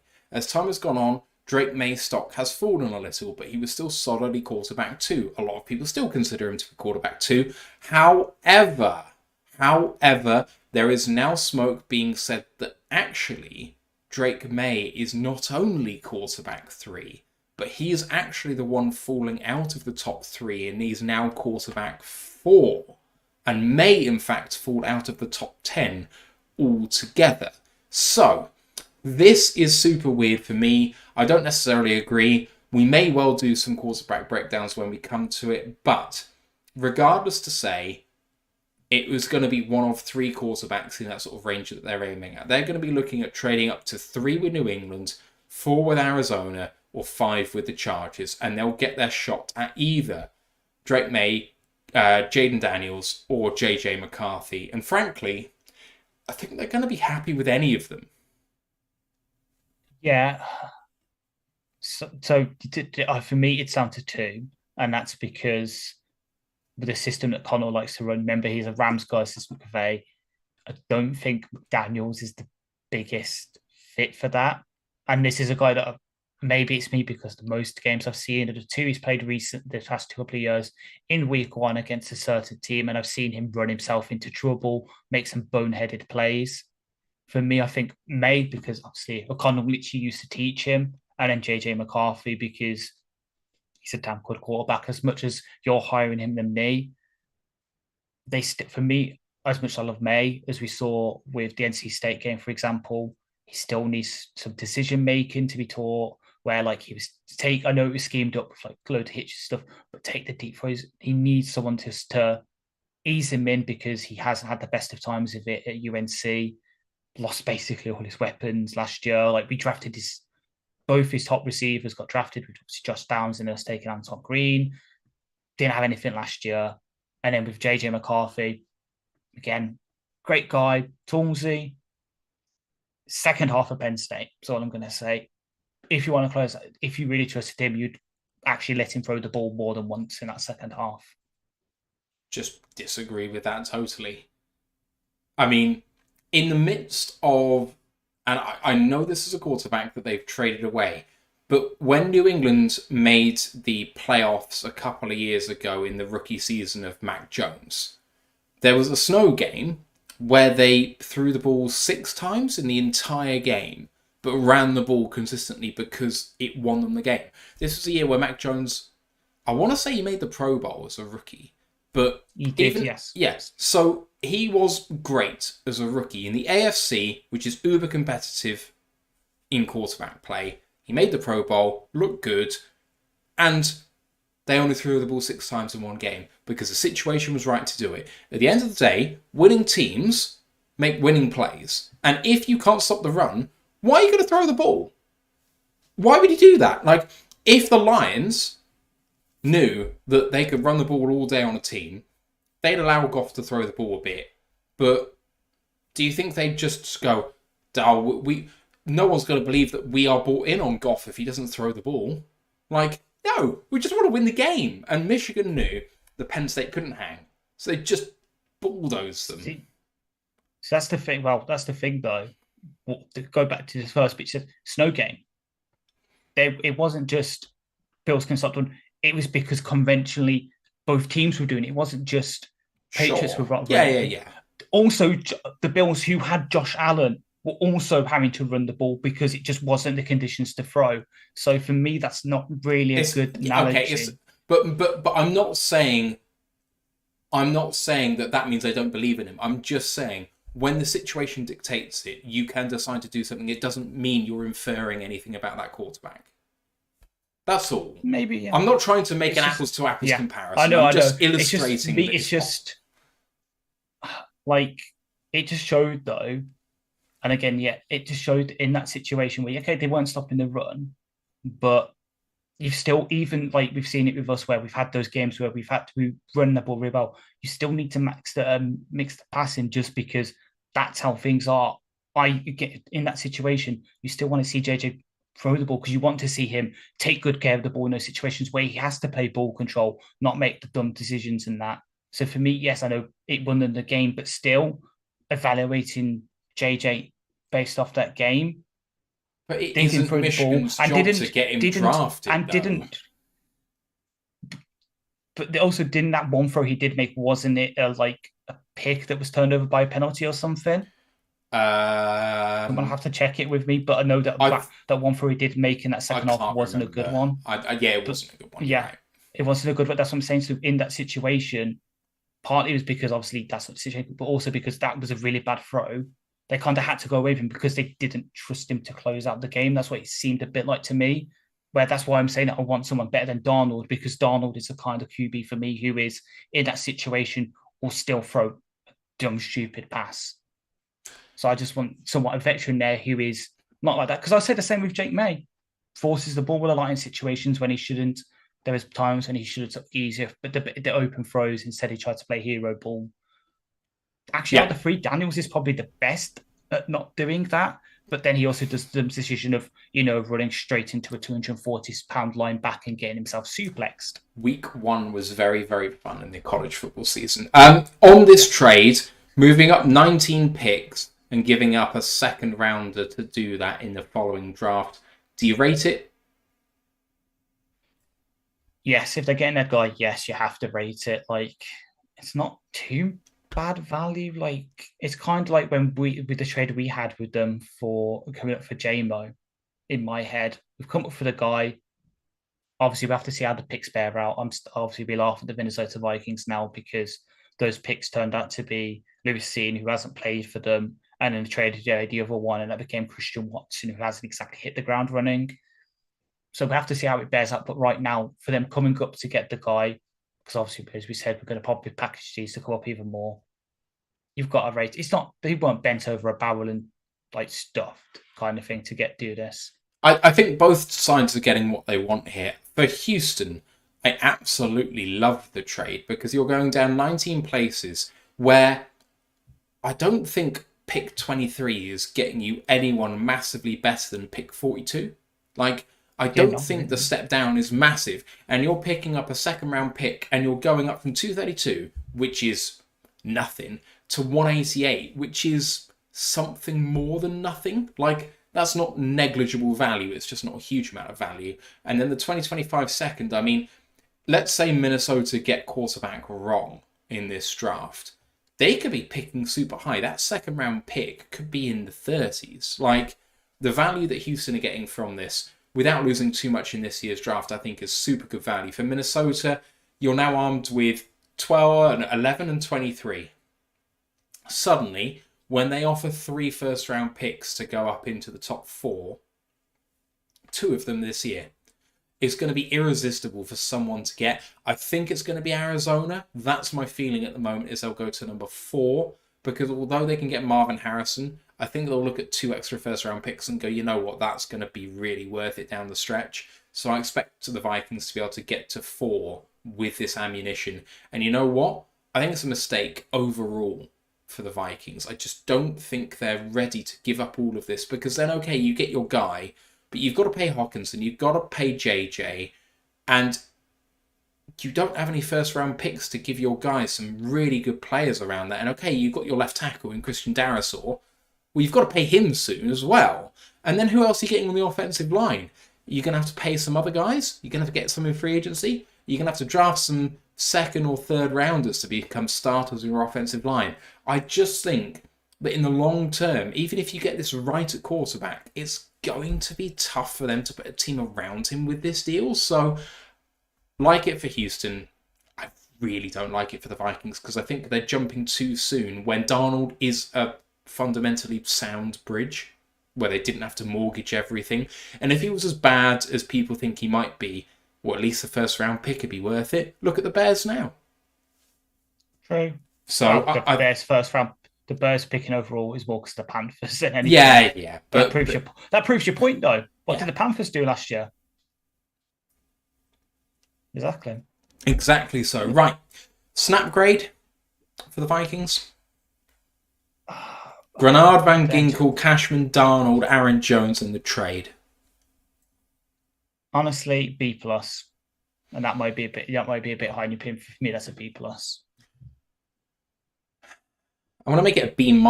I think that Grenard's an overpay. I think Cashman's an overpay for what he is. He could be worth it, but he's not quite there for me yet.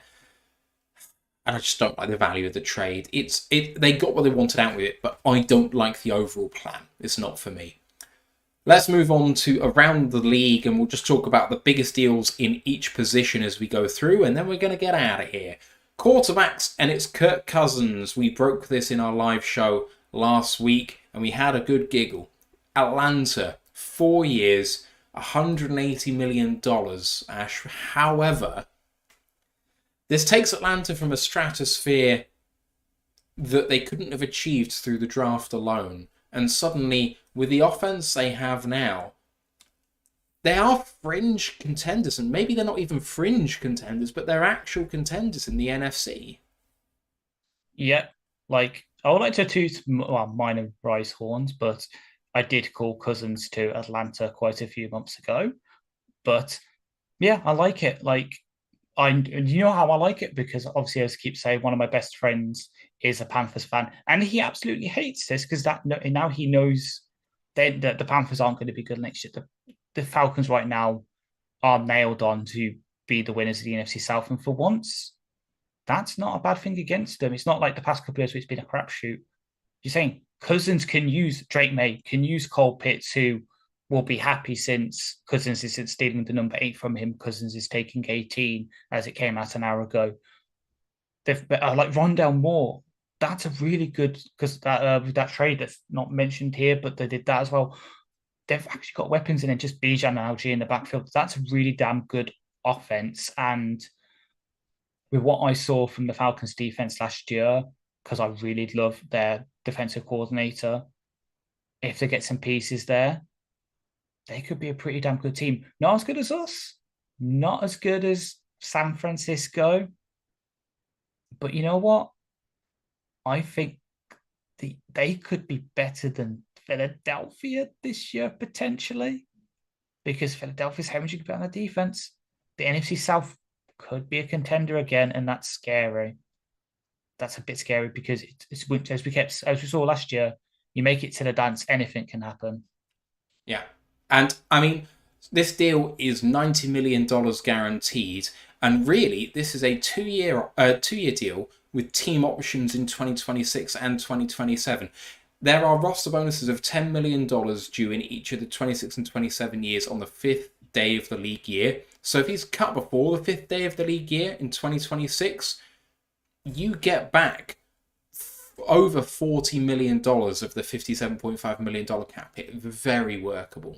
So it's a 2-year contract worth, I'm trying to work it out now, $75 million, something like that. I mean, it's pretty cheap, really. Yeah. Like, the headline figures are big, but actually $90 million guaranteed to 2 years, $90 million is roughly what it is. That's fine for who he is at his age and what he has put on film recently. Yes, he has crumbled sometimes, but actually I think he's gotten better in prime time. Like, he was a prime time guy who didn't work, and suddenly he's started to do better in those scenarios. And you know what? I know there's no Justin Jefferson in Atlanta, but their overall offense has better personnel than the Vikings do. What you've just said is exactly what I was going to say, but I was coming at it from the retrospective angle. Atlanta could be back to 2016 offensive Atlanta. Yeah, absolutely. There's no Julio, but Bijan and Algier are better than Devontae Freeman. Their Pitts is better than, God, this is going back. Wasn't Hurst. Whoever the tight end was then, and it's going to kill me. I'm going to have to look it up later. But they've just got all-round better offense. They don't have a Julio for now. Could they draft a guy? Maybe. Be funny if they did.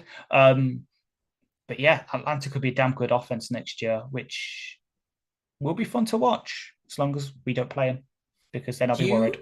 You will never guess who the 2016 tight end is for the Atlanta Falcons. He had 210 yards receiving. Actually, you might, because he's a former Lion, because the guy I talked about only played in 8 games. Toilolo! It's Levine Toilolo! Do it! It was in there!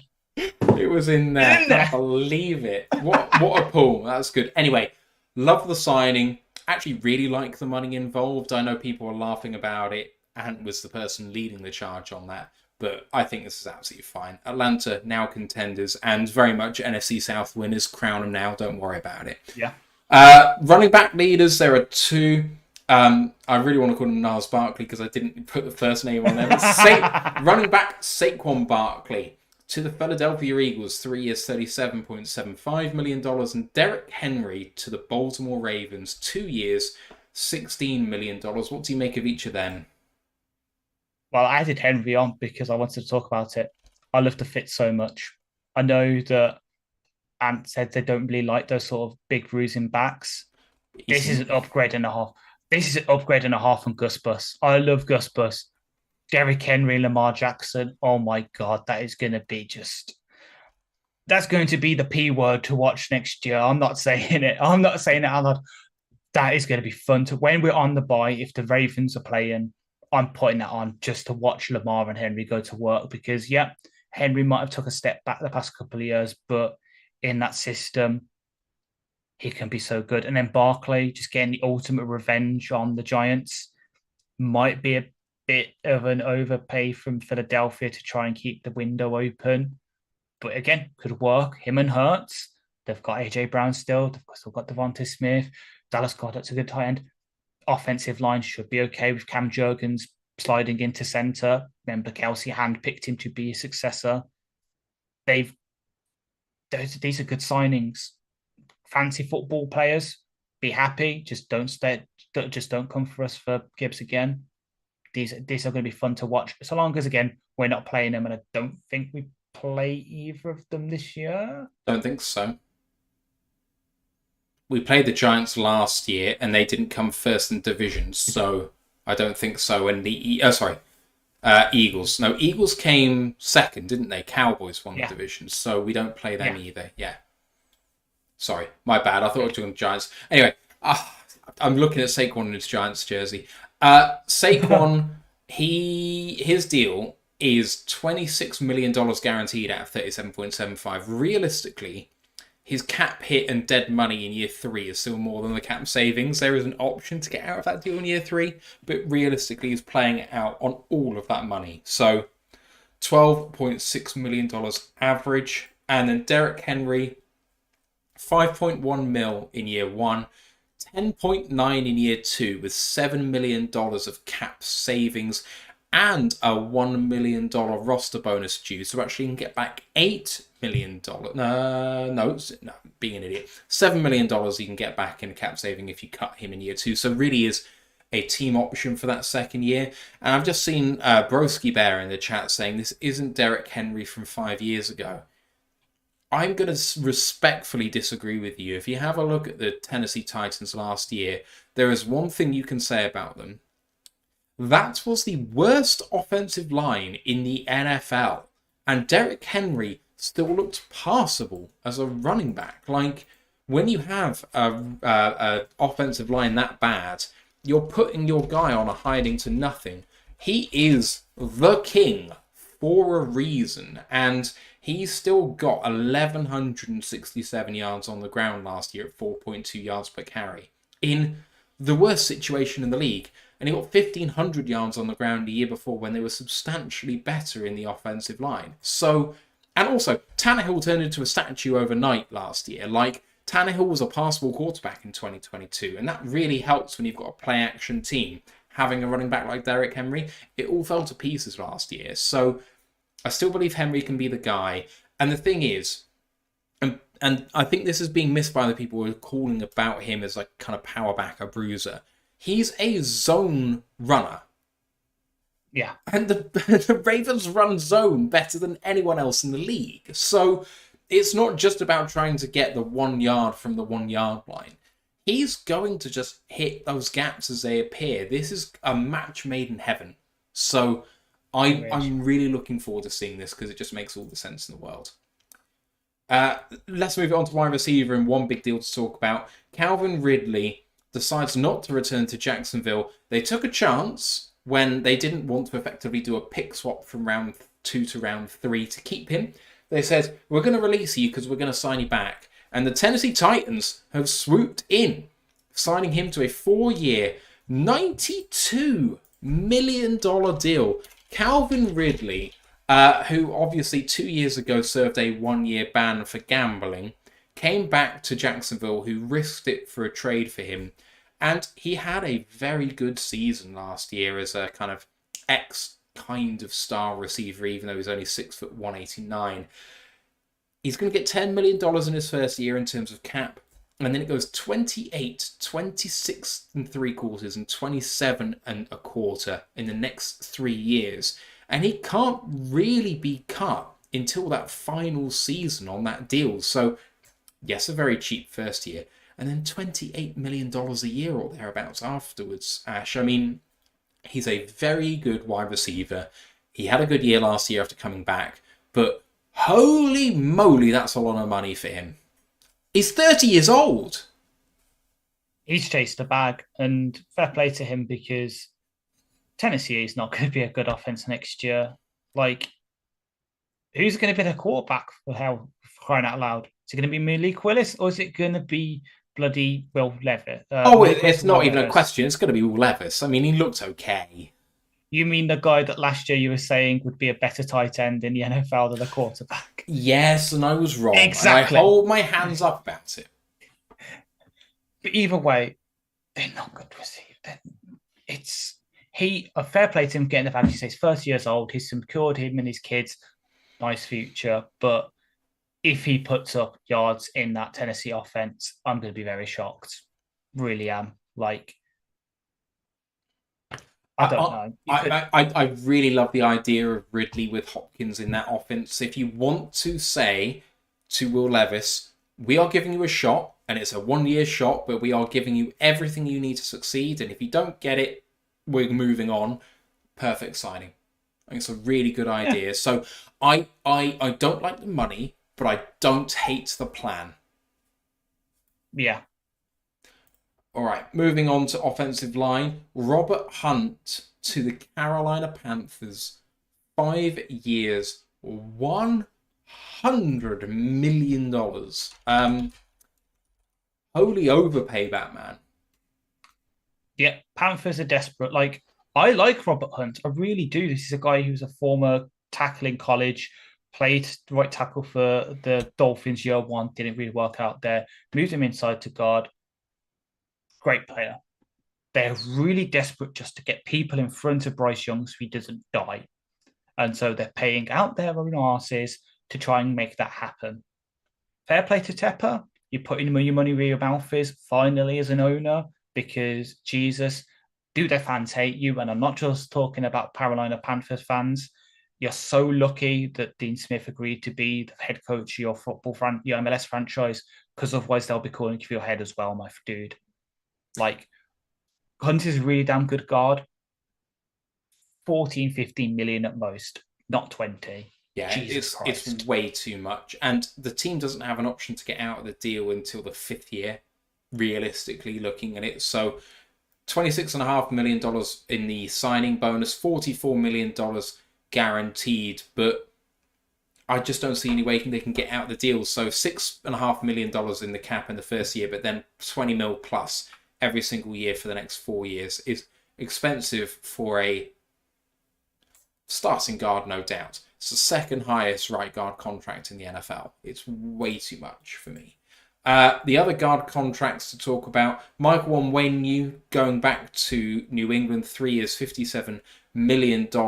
And you've put in a note for me, which I appreciate, saying that Rappaport is reporting he's going to actually be moving to right tackle. And this is the power of having someone like Onwenu, because super versatile player. And he's been just very consistent, goes about his business. Although I do find it weird, because for some of last year, Ash, he wasn't even starting.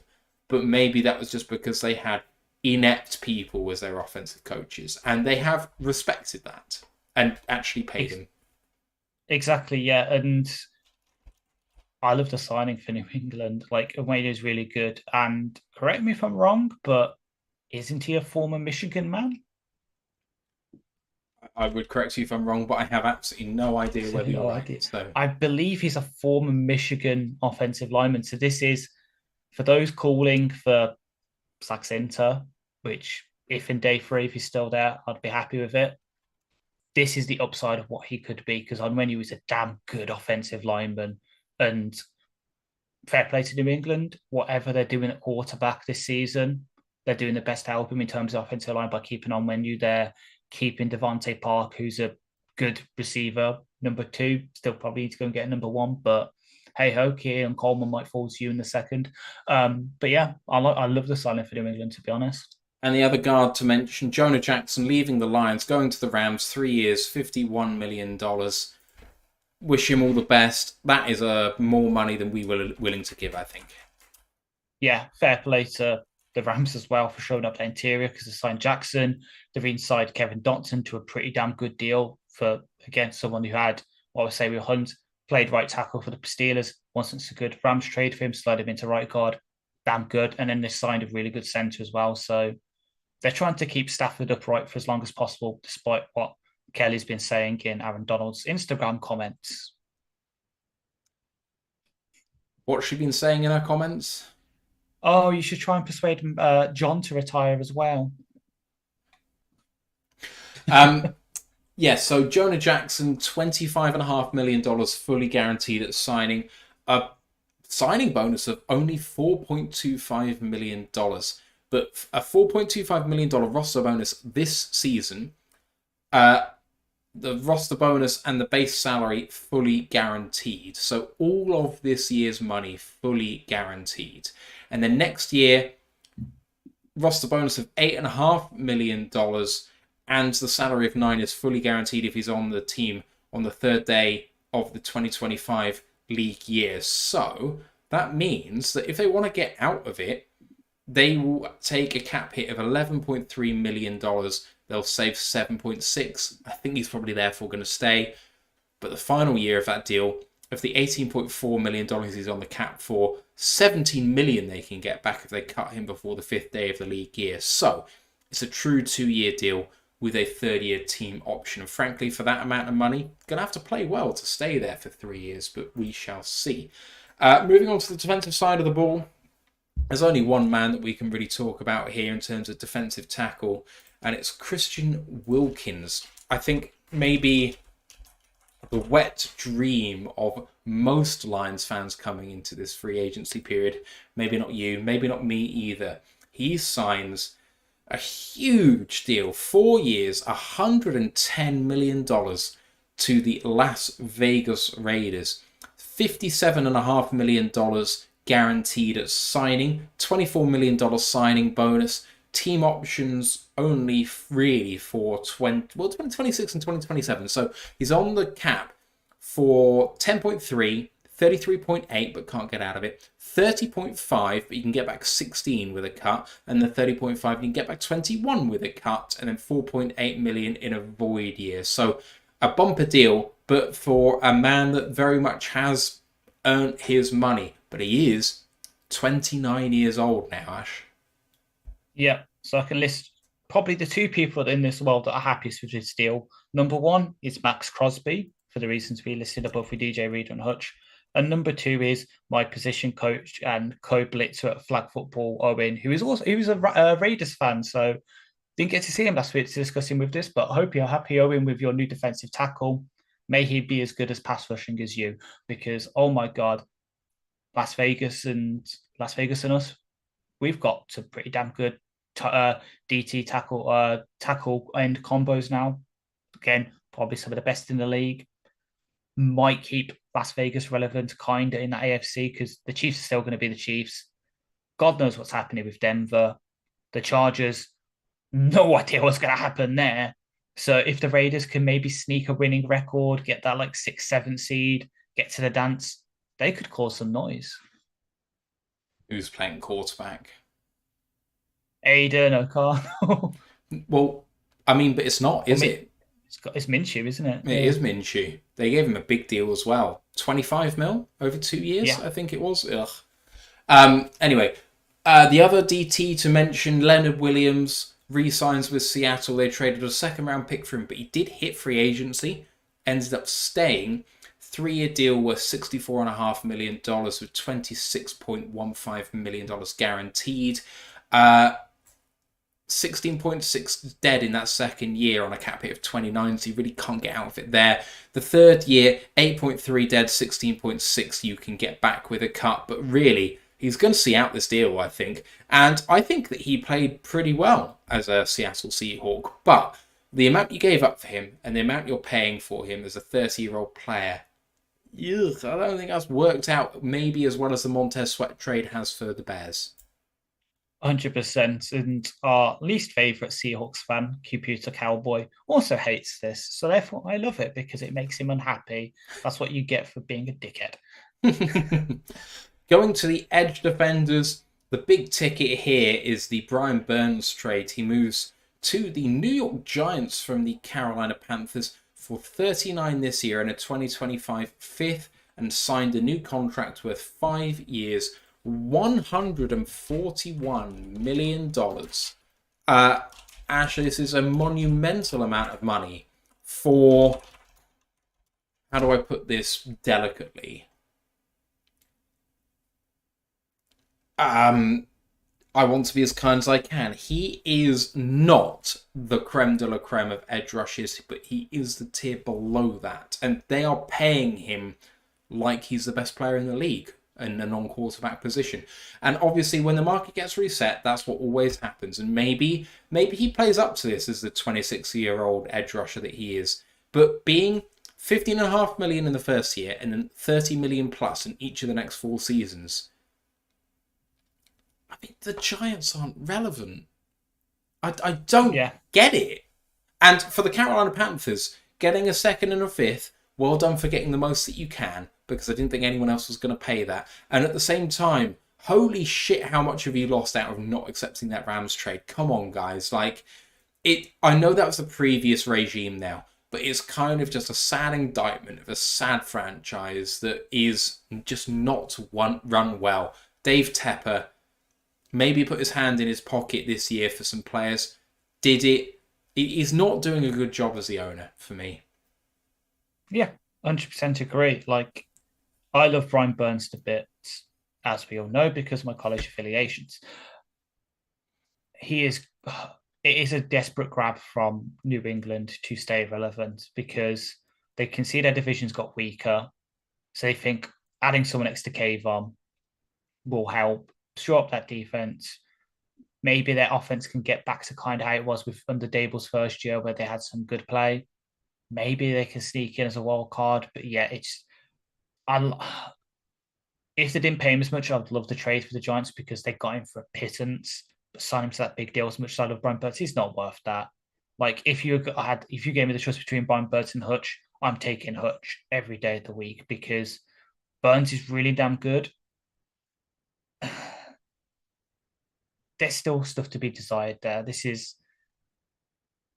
I don't know. Like, yeah, if he balls out, fair play to the guy. Him and Kayvon could be a really good edge duo. At the same time, it might be like a lot of pressures, not a lot of sacks. Yeah, we'll see what happens. I don't know. Again, with Sexy Dexy next to him, it could be interesting. We'll see what happens. I think it could be. Here's what I think. It's going to be productive for Burns. I think he's going to look very good, and I think it's going to win the Giants absolutely square root fuck all. Just don't think that his good production is going to translate to wins. And really, I'm sure you've probably watched Moneyball. Yes. You are buying wins. We are buying wins in the NFL. The Giants have not bought wins with this trade because the rest of the roster just isn't there. Yeah. All right, let's move on to the other edge rusher to mentionable already. Danielle Hunter goes from the Vikings to the Texans, 2 years, $49 million with $48 million guaranteed, so basically fully guaranteed. 2 void years in there as well, so cap hits of 14.75, 24.75, and 10.5 million void in 2026. One of the best in the NFL, absolutely proved it last year, got paid, and because of the shortness of the deal, got an opportunity to hit the market again, age 32. He might get another good deal if he continues to be productive. And opposite Will Anderson, I mean, I think this puts the Texans firmly in Super Bowl territory. Okay, I wouldn't go that far. I would go AFC Championship, but it's a really good damn good signing for them. Like, they did get, like, it is a slight upgrade short term on Grenard. Grenard obviously being younger than might be. I don't know. Gives them a nice upgrade, you say, next to Will Anderson, and then they can, if they can maybe stick, because obviously they've just traded out 23, didn't they? So whatever the Cardinals pick they have, if they use that on Dallas Turner, oh my God, what a potential rotation of edge rushers with Will Anderson, Dallas Turner, who know each other pretty well from Bama. And then you have them learning under Danielle Hunter, who came in the exact same situations that Dallas Turner did, where coming at 2016 was seen as an raw, athletic edge rusher out of LSU. Kind of like California Son, but actually good. Dallas Turner learning under Danielle Hunter will be deadly as fuck. Let me read to you the depth chart of the Houston Texans just to back up my claim. CJ Stroud, who is a top what quarterback in the NFL? I don't want to overvalue that year. 12, top 12. I think that's conservative, but I'll allow it. Running back, they traded for in this offseason, Joe Mixon. Big upgrade, I think. Potentially. They had a very good running back this year in the guy they picked up from the Bills who's moved on. Singletary had a good year, but I think the Mixon is just a better running back, generally speaking. Disagree. Okay, but Disagree. But he's still a good player. Push. It's a push. Singletary was way better than Mixon was last year. Wide receivers, Nico Collins has absolutely broken out. Thought he was fantastic last year. I think he's verging on top 10 in the NFL in his position, potentially. He is very, very good. He's good, but I wouldn't say that. Okay. Tank Dell. Good, but coming off that fibula. Okay, but when he played, he was unbelievably good. Yeah. And then Robert Woods is the 3 with John Mechie, Noah Brown behind him, Xavier Hutchinson. Like, there's depth at that wide receiver position. Tight end, Dalton Schultz, Brevin Jordan. There's some players there. Offensive line, Larry Tunsil, Kenyon Green, Juice Struggs, Shaq Mason, Titus Howard. Kenyon Green's also in there too. Like, I like the offensive line, generally. I think that is a good offensive line. I don't think it's great, but I think Tunsil's fantastic. I think Green is a better player than is given credit for. Why is he listed twice? And why have I said him twice? Never mind. Scruggs, I thought, was underrated, but not fantastic. Shaq Mason's a good player. I think he'll come back. And then coming on to the defense, Hunter, Anderson, Autry, we haven't mentioned from Tennessee. DT's Tim Settle, Khalil Davis, Foley, Fatou Kazi as well. And then linebackers, Christian Harris and Aziz Al-Shair with Jake Hansen, Delshon Phillips. I think they could do some re-upping there. Henry To'o as well. Like, To'o and Harris, along with Al-Shair, I think that's a good group of linebackers. And then on the back end, they've got, I don't know much about Kadar Holman, to be honest, but Jimmy Ward, Jalen Petra, Derek Stinley with Jeff Okuda as a backup. Lonnie Johnson's in there. Desmond King is in there. Like, all around that team, I'm thinking, you've got picks too. How good can you be? Because I don't really see any weaknesses in any of their team, really. I'd say they're built quite like us. They kind of are. It's just they have the added factor of playing in the same conference as Patrick Mahomes. True, but oh well. I'm not going to sweat that too much until they actually have to knock him out, and I think they'll do it this year. Texans over Chiefs for me. It's just fancy it. Yeah, it depends on that draft. If they can add a proper corner to go next to Stingley and maybe a new right tackle, because Howard's good, but he's the obvious weak spot for me on that offensive line. I agree. Yeah, right tackle is where they can improve. But there will be guys in the second round that they've just traded out to who could be that sort of high upside guy who maybe takes a year to develop and then becomes that in year 2. So we'll see. Anyway, Houston, we have been fantastic at turning things around from a rebuild, but Houston have blown it out of the water. They've had a terrific time of it. Anyway, moving on to the last 2 guys here. Linebacker Patrick Queen to Pittsburgh, 3 years, $41 million. And to the leading cornerback Chidobe Awuzie to the Tennessee Titans again. They are spending in this free agency 3 years, $36 million. Thoughts on those last 2? I can see the idea behind Queen going into Pittsburgh because he's a decent blitzer and that, so it could fit, but just doesn't overpay for hype. Like I know he came into the league only 1 year as a linebacker, as a former running back at LSU, all the athleticism and that.